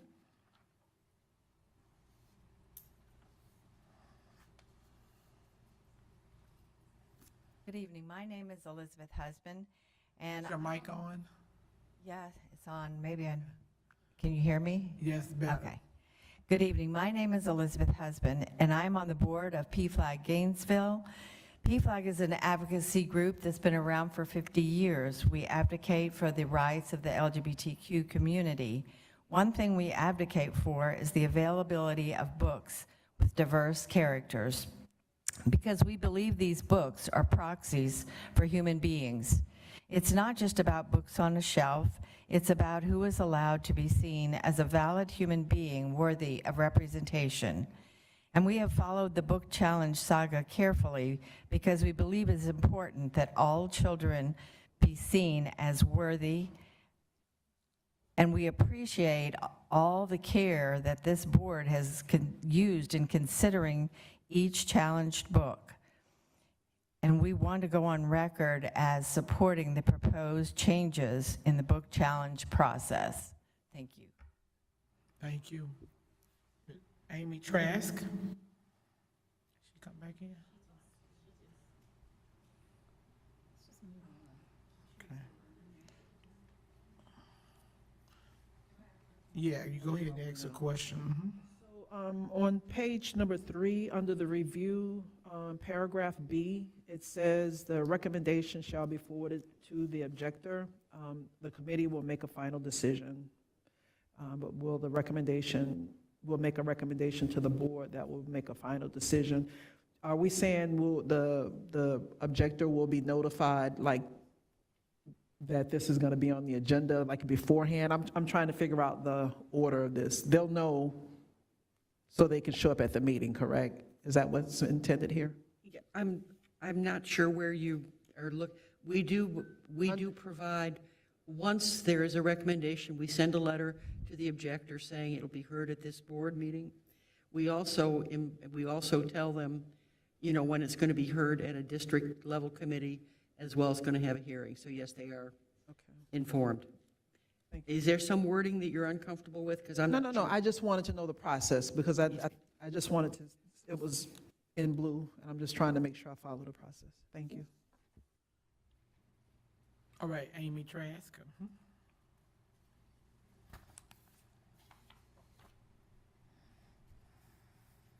Thank you. All right. So I just wanted to make a brief comment on the representative portion. I'm not going to use names, but we have seen people in these book challenges speak through a representative. And that's concerning for me on a number of levels. Number one, it gives someone the opportunity to kind of pass the buck and say, oh, well, I didn't say that, my representative did. My additional concern is that if the law is being changed so that a parent can only do one challenge per month, if they speak through a representative, there could be a loophole there where 2 challenges can be made. It's a different person, and that's concerning. I think that we need clarity, we need consistency, and we need to find a way to protect, to protect the people that are on both sides of this equation. Unfortunately, during these book challenges, I've spoken out at a couple of them, we've seen challengers and representatives attack members of this board, members that come up, people in the audience who come up to speak on behalf of an idea or a book, and then they get slandered online, or they get called out here at the podium. And that can be concerning because it can create a safety challenge. And so we haven't found a way to address that, and I think by not allowing representatives, we force challengers to address the issues that they have by coming to the table themselves, and it allows us to find middle grounds if there is one. If we can find a way to alleviate their concern for their child and not all children in the district, then that would present an opportunity for us to be able to come to the table to talk together. But allowing someone to have a representative allows them to dodge responsibility, and it allows them to pass the buck, and that creates, for me, a safety concern. So that's all that I wanted to say. So, Thank you. All right, Dr. Rockwell. Thank you, Chair. Ms. Siegel, I spotted one typo. Oh, You know, I'm your typo catcher. Dr. Rockwell, you've always been my best editor ever. In the new edition at the bottom of page 2, in the 4th line of the paragraph, it says new state if Florida, and it should be of. Oh, yes, ma'am. Thank you. And then to echo what the commenter just said, I do have a concern on page 3, paragraph D, with the use of or their representative. And my main concern with that is that it may undermine the intention of the governor's new law that goes into effect on July 1st, wherein individuals who do not have a child under their guardianship who has access to that book in a school facility can only make one objection per month. So assuming that we could have, for example, a childless college student ask a parent they know to make 10 objections on their behalf and name them as the representative. So ultimately, they are getting to make 10 objections. They're just doing it through a proxy who has children. And so I think that would present, as the commenter just said, a loophole that undermines the intent of the law. And I also think that if you are passionate enough about a book being problematic to object, that you should be willing to attend the meeting and present your case yourself. And if someone is, for instance, ill, we do have a phone-in option. We have kept that available so they could present their case, or if they're traveling. So considering that we have technology to allow for remote public input, I don't see how it would be an accessibility issue to keep it to just the objector. Thank you. I like that as well. I like that closing that loophole. I can agree with that as well. Ms. Siegel? I was just going to comment that perhaps if we put the word legal representative, because any person has the right to be represented by counsel in a proceeding. And so if the objector has an attorney, the attorney is speaking for the objector. And if the attorney says something, that's the objector saying that thing. So there's no way the objector can wiggle around and say, well, I didn't say that, my attorney did. Your attorney is you. So perhaps if we put legal representative there, it would solve that problem, because I don't believe we have the right to deny someone.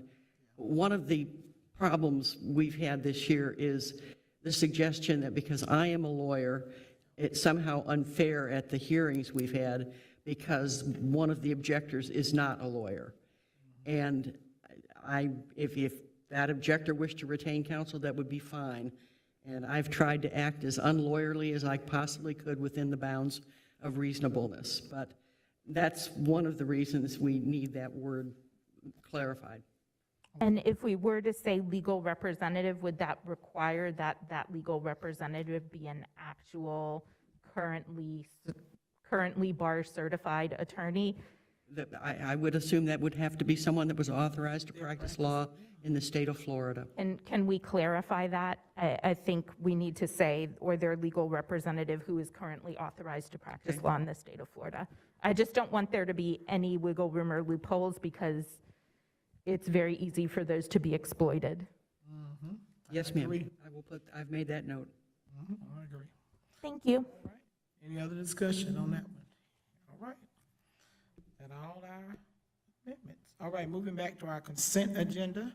Mrs. Shelnut, number 3, Fizbit, 2024-25. Action Oh, I'm sorry. Sorry. action. Yep, I'm looking. You're right. All right, number 6. No, 6 and 7 have been pulled. That's right. 6 and 7 have been pulled. Moving on to 8. The final order of book, Storm and Fury by Jennifer Armatrout. Yes. Yes, ma'am. This is based on the findings of the District Advisory Committee's review of the book. They reviewed this book and the book that's listed as number 9 under the more relaxed criteria that is applicable to these book challenges. The superintendent recommends the school board approve the District Library Advisory Committee's recommendation that the book Storm and Fury by Jennifer Armentrout remain on the shelf at the grade 9 through 12 level. All right, thank you. You've heard the recommendation. So moved by Dr. Second. McNeely, second by Dr. Rockwell. Is there any public input? No phone calls? All right, any other discussion? Hearing none, all in favor? Aye. Motion carries. All right, moving on to number 9, final order of book, Julian is a Mermaid by Jessica Love. And again, this book, Madam Chair, and the board was recommended, was reviewed under the more appropriate criteria. The superintendent recommends the school board approve the District Library Advisory Committee's recommendation that the book Julian is a Mermaid by Jessica Love remain on the shelf at the grade K through 3 level. All right, you've heard So the moved. recommendation. Second. Been moved by Dr. Rockwell, seconded by Ms. Certain. I do have public input on this. Mr. Jake Broward.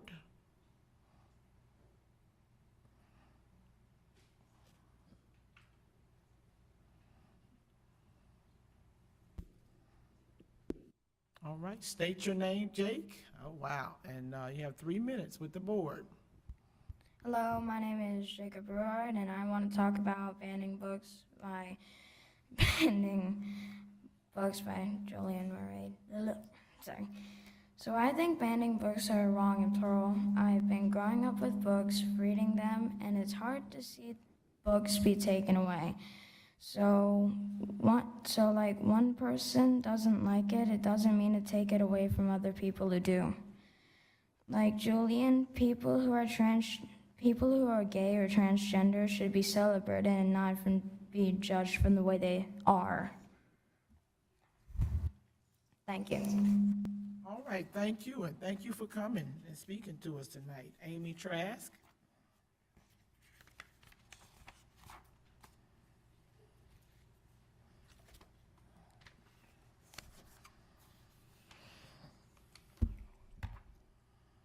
Hello again. Thank you for allowing me to speak, Madam Chair. Julian is a Mermaid is a beautiful story about a boy and his abuela. It's a book about the beauty of revealing our true selves and being seen, loved, and valued for who we are by someone who loves us. This book isn't deliberate.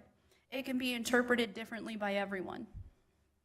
It's a boy who dresses as a mermaid for one, which is normal, and it's a colorful coming out for the next reader.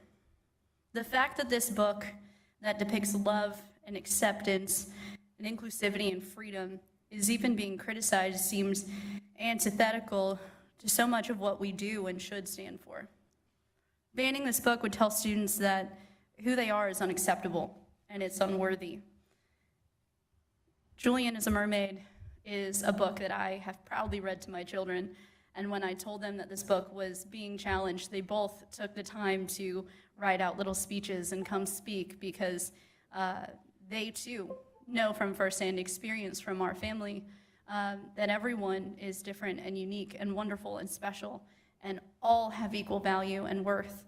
And stories that depict differences can be beautiful. And books that celebrate our differences and who we are is incredibly impactful. And it's incredibly special and needed in today's day and age where everything is being banned.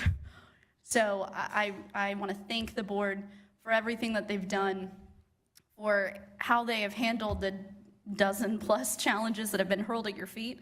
Thank you for interpreting the law the way that you have and upholding fundamental truths when it comes to having the freedom to read, despite knee-buckling pressure by a small, loud faction of dissent, especially when sometimes those loud voices can be intimidating and aggressive.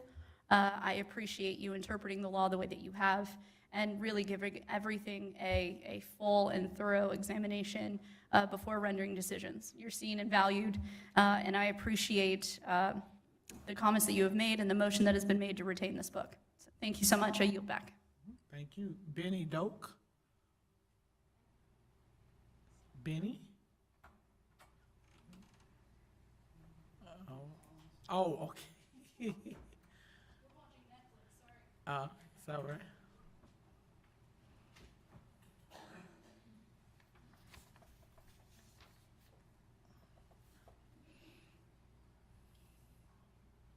I go get him a chair. All right, okay.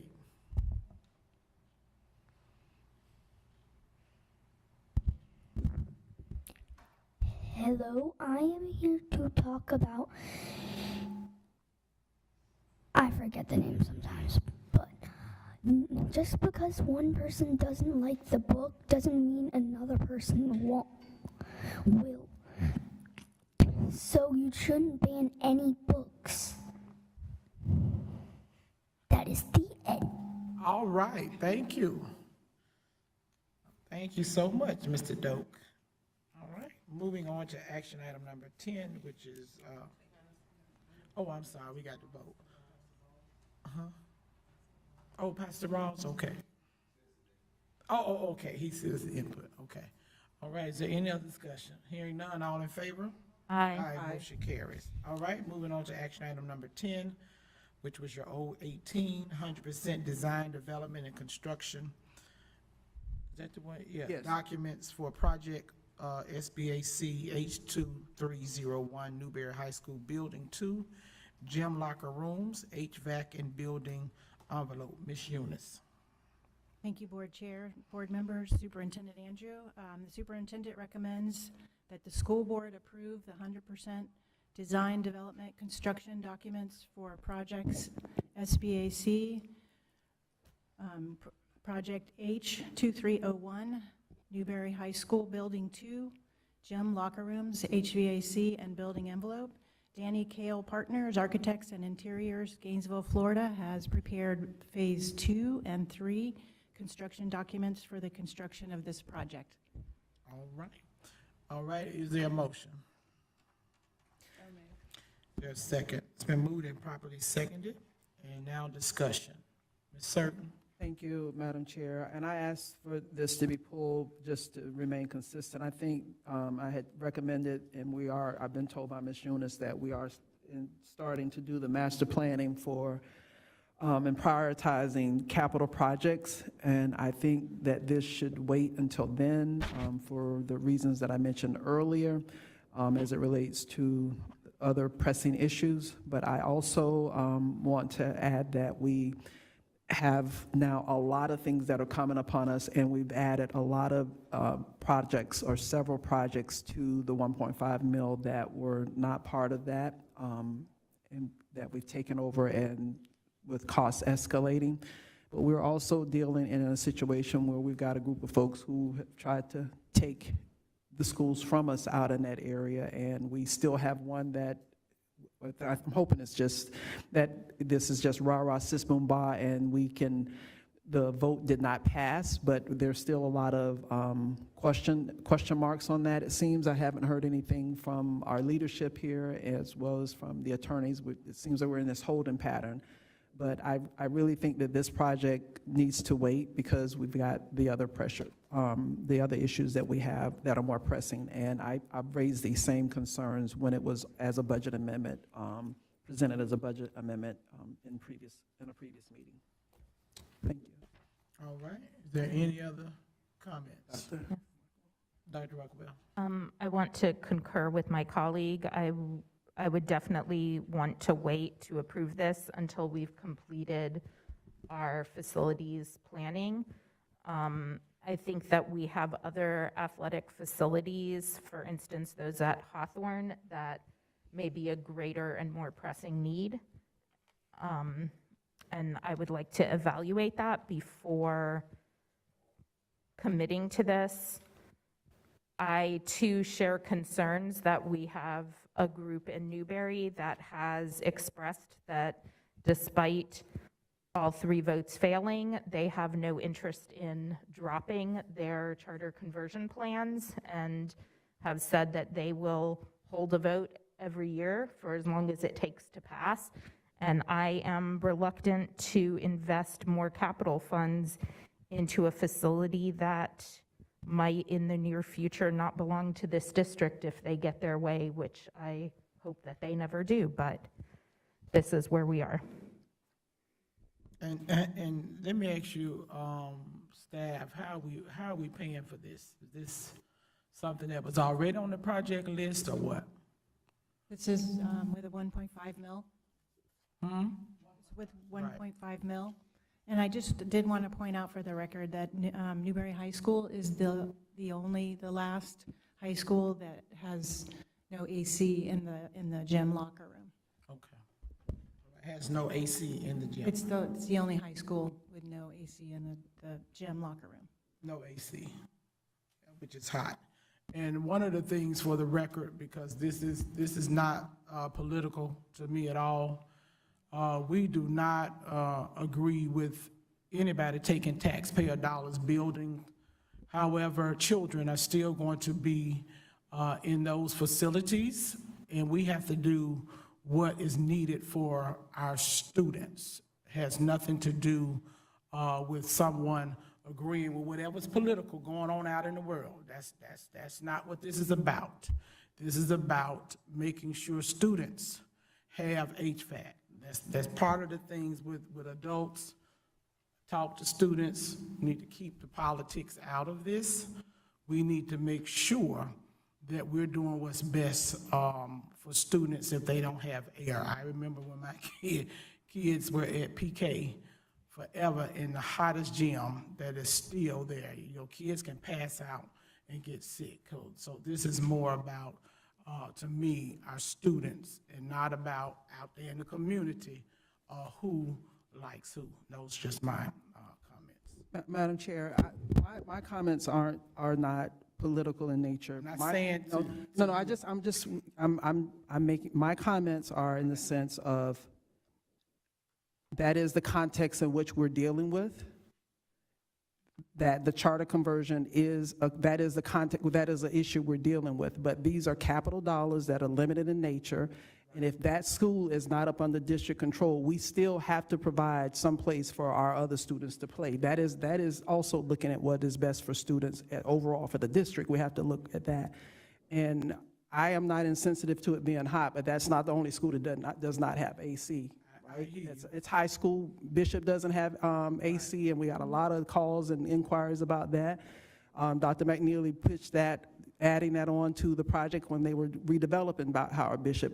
Westwood, their gym is not AC. Right. So we have a lot of schools. We have a lot. That's my point. And so my point is we wait until we go through the plan, which is in place. I've been told, Ms. Eunice said was in place at the time. But I raised this question and this concern about this project, the project at the money's being spent at Prairie View, when they were on the capital budget amendment months ago. So that's why I asked, because I want it to be on record. My dissent is consistent with what it has been, and us being more strategic and having a plan and how we prioritize projects and how we spend money. It is not political in nature. It is looking overall. And we have decline in enrollment. We have a changing economy in which we're dealing with as a district. We are sharing revenue now with charters, capital revenue as well as the mill.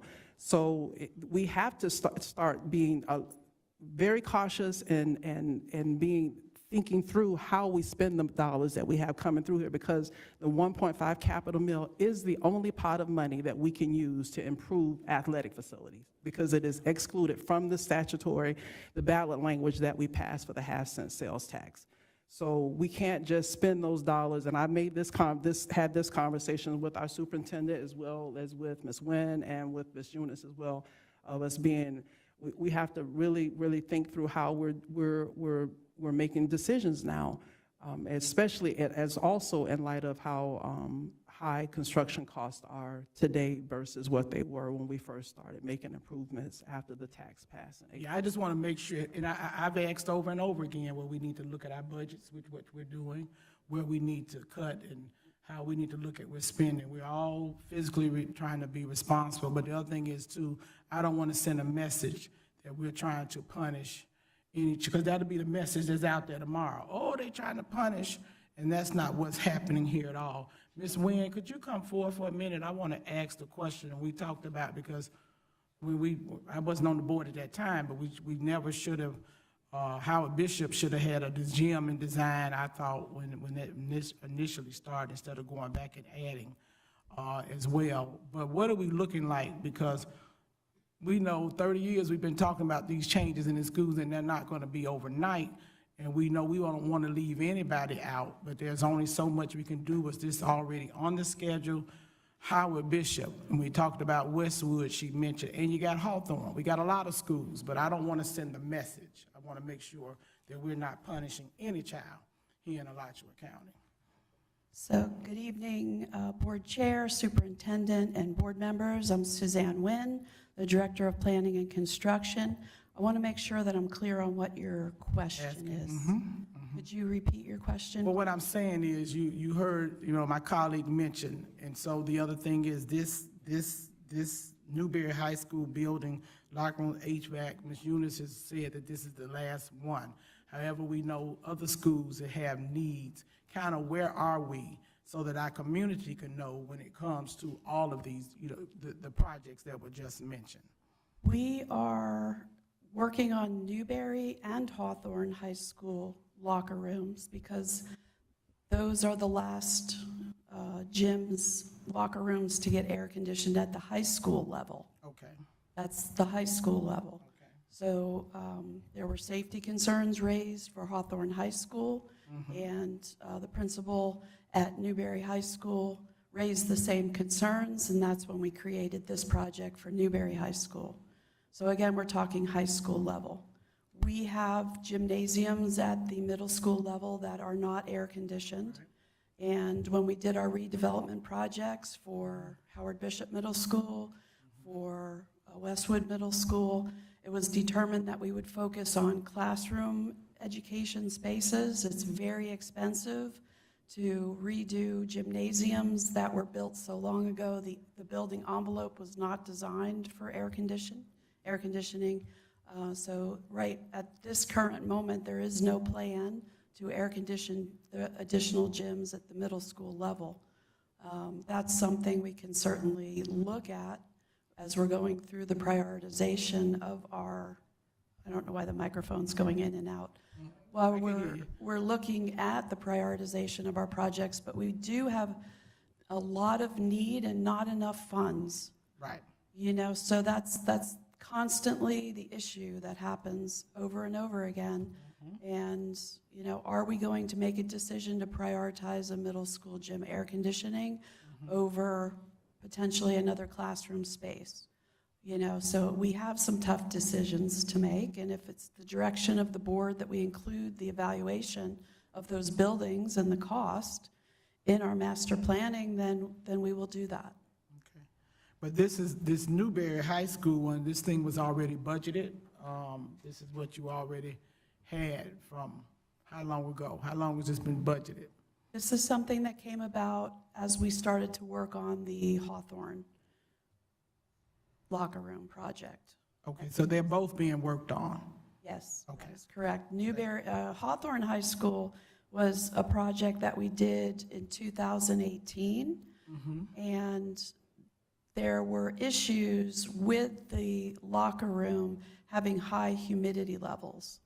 It was partially due to the building envelope and needing some improved HVAC design, but it was also due to users keeping the door open.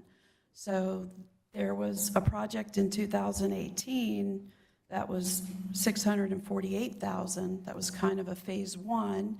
And this phase two project that we're looking at, specifically the locker rooms to handle the fixing of the building envelope, insulating, to correct the humidity issues is in the vicinity of estimated construction around $285,000. We have the design documents that have already come to the board for approval for that project, and that project's bid opening will be next week, June 26th on Wednesday, and it's coming to the board for approval on July 16th, since we have no board meeting in the beginning of July. Right. Okay. So I think we were looking at Newberry High School when the principal raised those concerns that it's our last high school. Okay. All right, thank you. Does that answer all your questions, Yes, ma'am? that does. Dr. Rockwell has a question. I just wanted to clarify something. The way I read this was that it's just the locker room, not the gym. The gym at Newberry High School is air conditioned, right? That is correct. Okay, that's what I wanted to check on, because my concern is that we have gyms that are not air conditioned, and I think that poses a bigger risk to students than having an unair conditioned locker room. So I'm still a little bit concerned about how this got prioritized, and I don't think I was on the board even when those decisions were made, but how air conditioning locker rooms got prioritized over air conditioning gyms that students are in while exerting themselves for a much longer period of time. I understand. And one of the reasons that we come to the board so much through this project process, including plans approval, which is where we are now with this project, is so the board can give their approval to go forward or not with these projects. And that's the one. Hawthorne is being worked on as we speak as well. Hawthorne's work will begin after board approval of the bid on July 16th. Okay. So we have brought the construction documents to the board. You approve those documents. It's out for bid right now. The bid will be open next week, and then the board will approve or disapprove the bid Okay. on July 16th. That's on your agenda. Okay. All right, thank you. Dr. McNeely? Madam Chair, I understand the need for air conditioning as Panthers and Hornets. I'm not sure I know what a gym locker room looks like. It sounds like it's a part of the gym at Newberry High. Is that not true? That is correct. Okay, so I need to ask my colleagues, and I know it's not political, but I thought we were done with the high school of Newberry. I thought that wasn't the issue. I thought that we have the vote, that cleared. Are you suspecting something else, Ms. Surton? No, they said they plan to do a vote next year. They said they plan to do a vote next year after the 12 months have gone. But Oh, I current see, vote- okay. But in the meantime, inasmuch that our weather in Florida, especially showing in my car 98, 99 degrees, I don't care. I shouldn't say I don't care, because I do care, and I do feel extremely threatened by what could happen, but we are all about the students. And if we are going to work toward these last two high schools, the one coming up on July the 16th and the one that we are facing today, I cannot see any student being in exorbitant heat. I just don't, I just can't see it. And I'm not a high school person, but I'm certainly supporting them for, I mean, we can run into problems with medical issues of our students even, the instructional staff. I hear what my colleagues are saying, but I can't agree on this one. If they take it, they'll get it with air. But I want to move forward in this capacity. All right, any other comments? Hearing none, all in favor? Aye. All opposed? Nay. Okay, so you have 3-2. Okay, citizen input. We're moving on to Mr. Ron Rawls.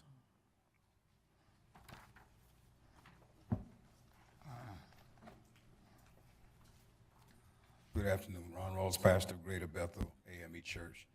I've got just a couple questions and comments that I want to put out there on the record.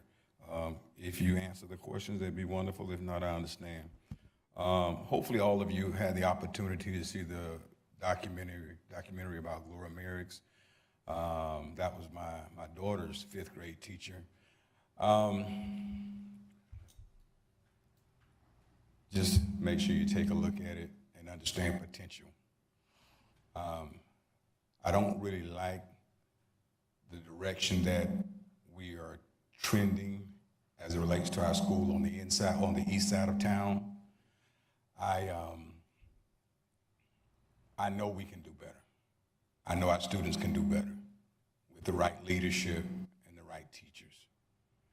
As I speak about that, also Newell, school that I attended, I'm seriously concerned about an educational institution being in that location. It can be done. I know it can be done if we are willing to think outside of the box and put the right people with the right incentives in leadership for that community. I don't know if I've had a tough May, and so I might have missed something, but I've been waiting to hear what happened with Lake Forest. I'm not sure if anything has happened yet, but if we are able to make the grade to not have to go with one of the options, and I know which one we looked at the external, we need to quickly, I understood why we didn't put new leadership in last year, because who would want to go in a situation where on their record they were in a school that closed down? If they are able to be in a situation to where we can operate normally, we need to move quickly to get the right person and right people at that school and not play around and ignore issues that are on the east side of town.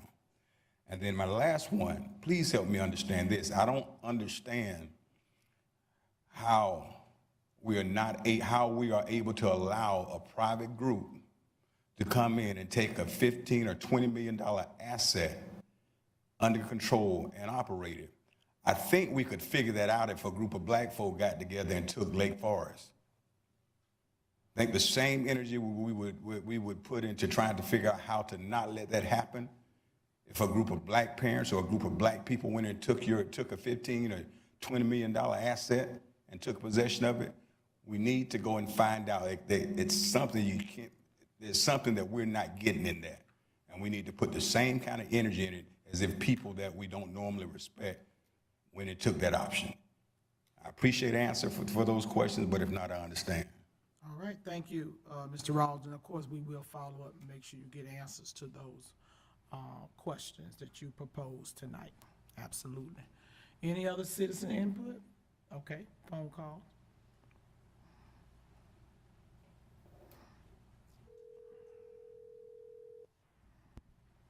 Caller, please state your name. You have 3 minutes with the board. Thank you. Madam Chair, I had a question. Are we only able to talk what's not on the agenda? Because I wanted to talk about the grade situation. Are we able to talk about that? You can speak about that at this time if you would like. It's citizen input. Thank you, Madam Chair. I just wanted to ask because I wanted to ask first. I very seldomly agree with one of the callers, Madam Chair, that called in earlier, Ms. George, but I appreciate some of the feedback from some of your colleagues as well, Madam Chair. But I do agree with one of your colleagues when they were talking about accountability of grades. I don't understand, especially whether you're a leader or an administrator or anybody, how do you reward a child for something that they didn't give or earn? That's not teaching anything. You can't go to a grocery store and buy $100 worth of groceries and say, oh, by the way, give me half because, the superintendent said I should get half because I should. That's not going to happen. What we are essentially doing, we are rewarding the school to prison pipeline. We are teaching them that they aren't value or have no value. And I mean, I guess we could make arguments about, well, they quit. But guess what? I'm gonna tell you. So it's also I've had that situation in the classroom, Madam Chair. I had a student that had an F that did not do anything. It is up to you as a teacher, as you as a leader, you as being in the classroom to work with not only that child but parents. We're all in this together. But to say I'm going to reward you for doing nothing is not only unacceptable. How can you look at yourself as an educator or a leader? It's not teaching accountability. And the word we're looking for is accountability. And so to say, I'm going to reward you for doing nothing with a 50, well, if you would have did half the work, that would be a 50. I had that same student wrote a 7,000-word paper that was not plagiarized. And that student went from a D- to an A in the class. Why? They worked hard. You reward working hard. You do not reward bad behavior, even if there is trauma. That's not teaching anything. And yeah, you could say I'm a military guy and it's all about accountability. We all should be about accountability, whether that's Dr. Atria or any of your colleagues, Madam Chair, and especially our leader. Names, cut. Not gonna tolerate that. Next call. Said this over and over again. Caller, please state your name. You have 3 minutes with the board. Hi, my name is Tina Days, and I owe Superintendent Andrew an apology because I questioned his decision-making on firing of employee from Lincoln. He recommended that she be terminated, and we should have wondered why she was out of classroom for 6 months if it was only a hug. Well, lo and behold, the information I found out, which was public record, she was already on probation of another incident where she sent inappropriate text message to a 7th grade student whose mother was so concerned that she made a report to GBT. Now, and the reason why I have issue with it, because I called in on support of this teacher, not knowing none of this here information, because I would have been that parent, like I'm calling today, that she should not have hold her job. She should be fired. This is the second incident that she had with a student. Now, I believe in grace, but goodness, not no 2 times with the 7th graders. Now, of course, she's the teacher of the year, and I don't care if she could be teacher of the whole United States. She has a lack of judgment. She should be fired. I'm a mother of a son. And if I got the text message that I saw, that, well, how you doing, baby? Good morning, baby. Outside of school message, outside of school, and she texting this to a student, absolutely she should be fired. And I did not know the information, and I'm sure the community didn't know this information because I would not have supported her on this position. So, yes, I owe Superintendent Andrew a definite apology because he did recommend that she be terminated, and she should have been terminated 100%. So I stand in support of that first mother. Now, I don't know if the second mother knew about the first incident, but I'm standing in support of the first mother who made went to the GPD on this situation. This is totally unacceptable, and she should be fired. Thank you very much. Thank you. Any other calls? All right. Anybody else in the audience? All right. If hearing none, we're moving on to board member requests. Dr. Rockwell. Thank you, Chair. Mr. Andrew, we discussed this in our one-on-one, but I wanted to bring it up in requests. When we had our last joint meeting with the Board of County Commissioners, they discussed having some funding available to build affordable housing on government property, and they are able to use smaller parcels of land. They don't need a large parcel that we would be using in the future to build a school, for instance. But I wanted to request that our facilities department get a list of available pieces of land to communicate with the Board of County Commission to determine which of those parcels might be useful. They would then be able to use these to house our district employees and potentially families of with children in our district who are experiencing housing insecurity, which, Ms. Wynn at one of the workshops also talked about going to a conference, and some of the other school districts are doing workforce housing on their property and having a lower cost housing available is a way to recruit and retain quality employees. It's a bonus. You can live close to where you work at an affordable price. So I think that those partnerships, I know the city also has funding available for the same thing, so having those kind of partnerships with our local municipalities can benefit our entire community. And so I think that's very important. And then I believe that this is Mr. Burkett's last board meeting with us. And so I just wanted to take another moment to thank him for giving up an entire year of his well-earned retirement to come back to what is probably the most stressful job in this district other than being superintendent. Managing what was this past year a $600 million budget, that is unfathomably large. Think about how many of us struggle with our household budgets. He took on an enormous Herculean task with grace because he cares so much about our students and our public schools and the success of this district. And I thank him from the bottom of my heart, and I wish him the very best in his return to retirement. And I know you have a big trip planned this summer. I hope that you'll share some pictures with us so we can see your joy as you go back to retirement and enjoy that well-earned rest and relaxation. Thank you so much, Mr. Burkett.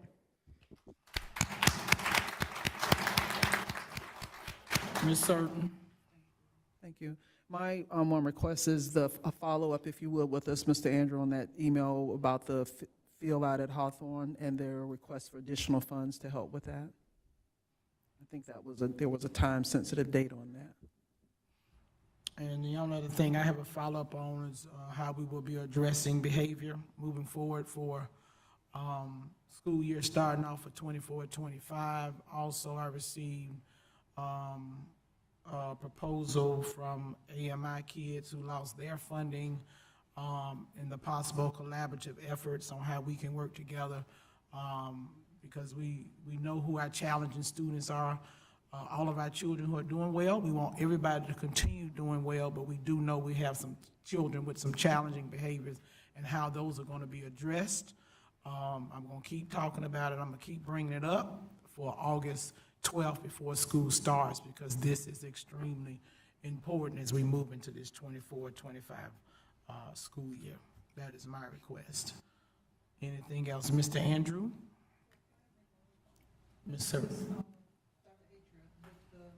The grading thing, I just read that. I thought it was 50% on, just only 50% if they handed in something late, but it says even if it's not handed in. So I'm wondering if my colleagues, if we could all possibly agree on maybe a revision to that is the lowest they could get would be 50% on any late work versus like just if you didn't do anything, you still got a 50%, like dropping that second part of that sentence on there. Versus, because right now it says 50% on any work handed in or not done, I think is what it says. I was trying to find it here. But maybe if we just drop that part, like, so that the student has to do something to get the 50%. You just don't get to do anything and not get 50%. I think that's just a thought. And we don't have to discuss it now. I wanted to bring it up before since I read it. Mr. Andrew? Thank you, Madam Chair. I just wanted to echo what Dr. Rockwell said. Thank you, Mr. Burkett, from all of the students that you serve, the teachers, the parents, the families, the greater community. We certainly appreciate you stepping in last year a little bit before this time. So thank you isn't enough, but it just shows the heart you have for students here in Alachua County and our schools. So we're so grateful for all that you've done for all of us during this period of transition. So I wanted to echo that, and then I just wanted to wish Mrs. Hypolite well. Thank you for your service. We know you're moving on, and we just want to say thank you for your service to the school board and to our community as well, and students and everyone. So we wish you the best and your family the best as you move forward. Yeah, thank you. All right. If that's it, you heard our request. This meeting is adjourned at 8:24 p.m.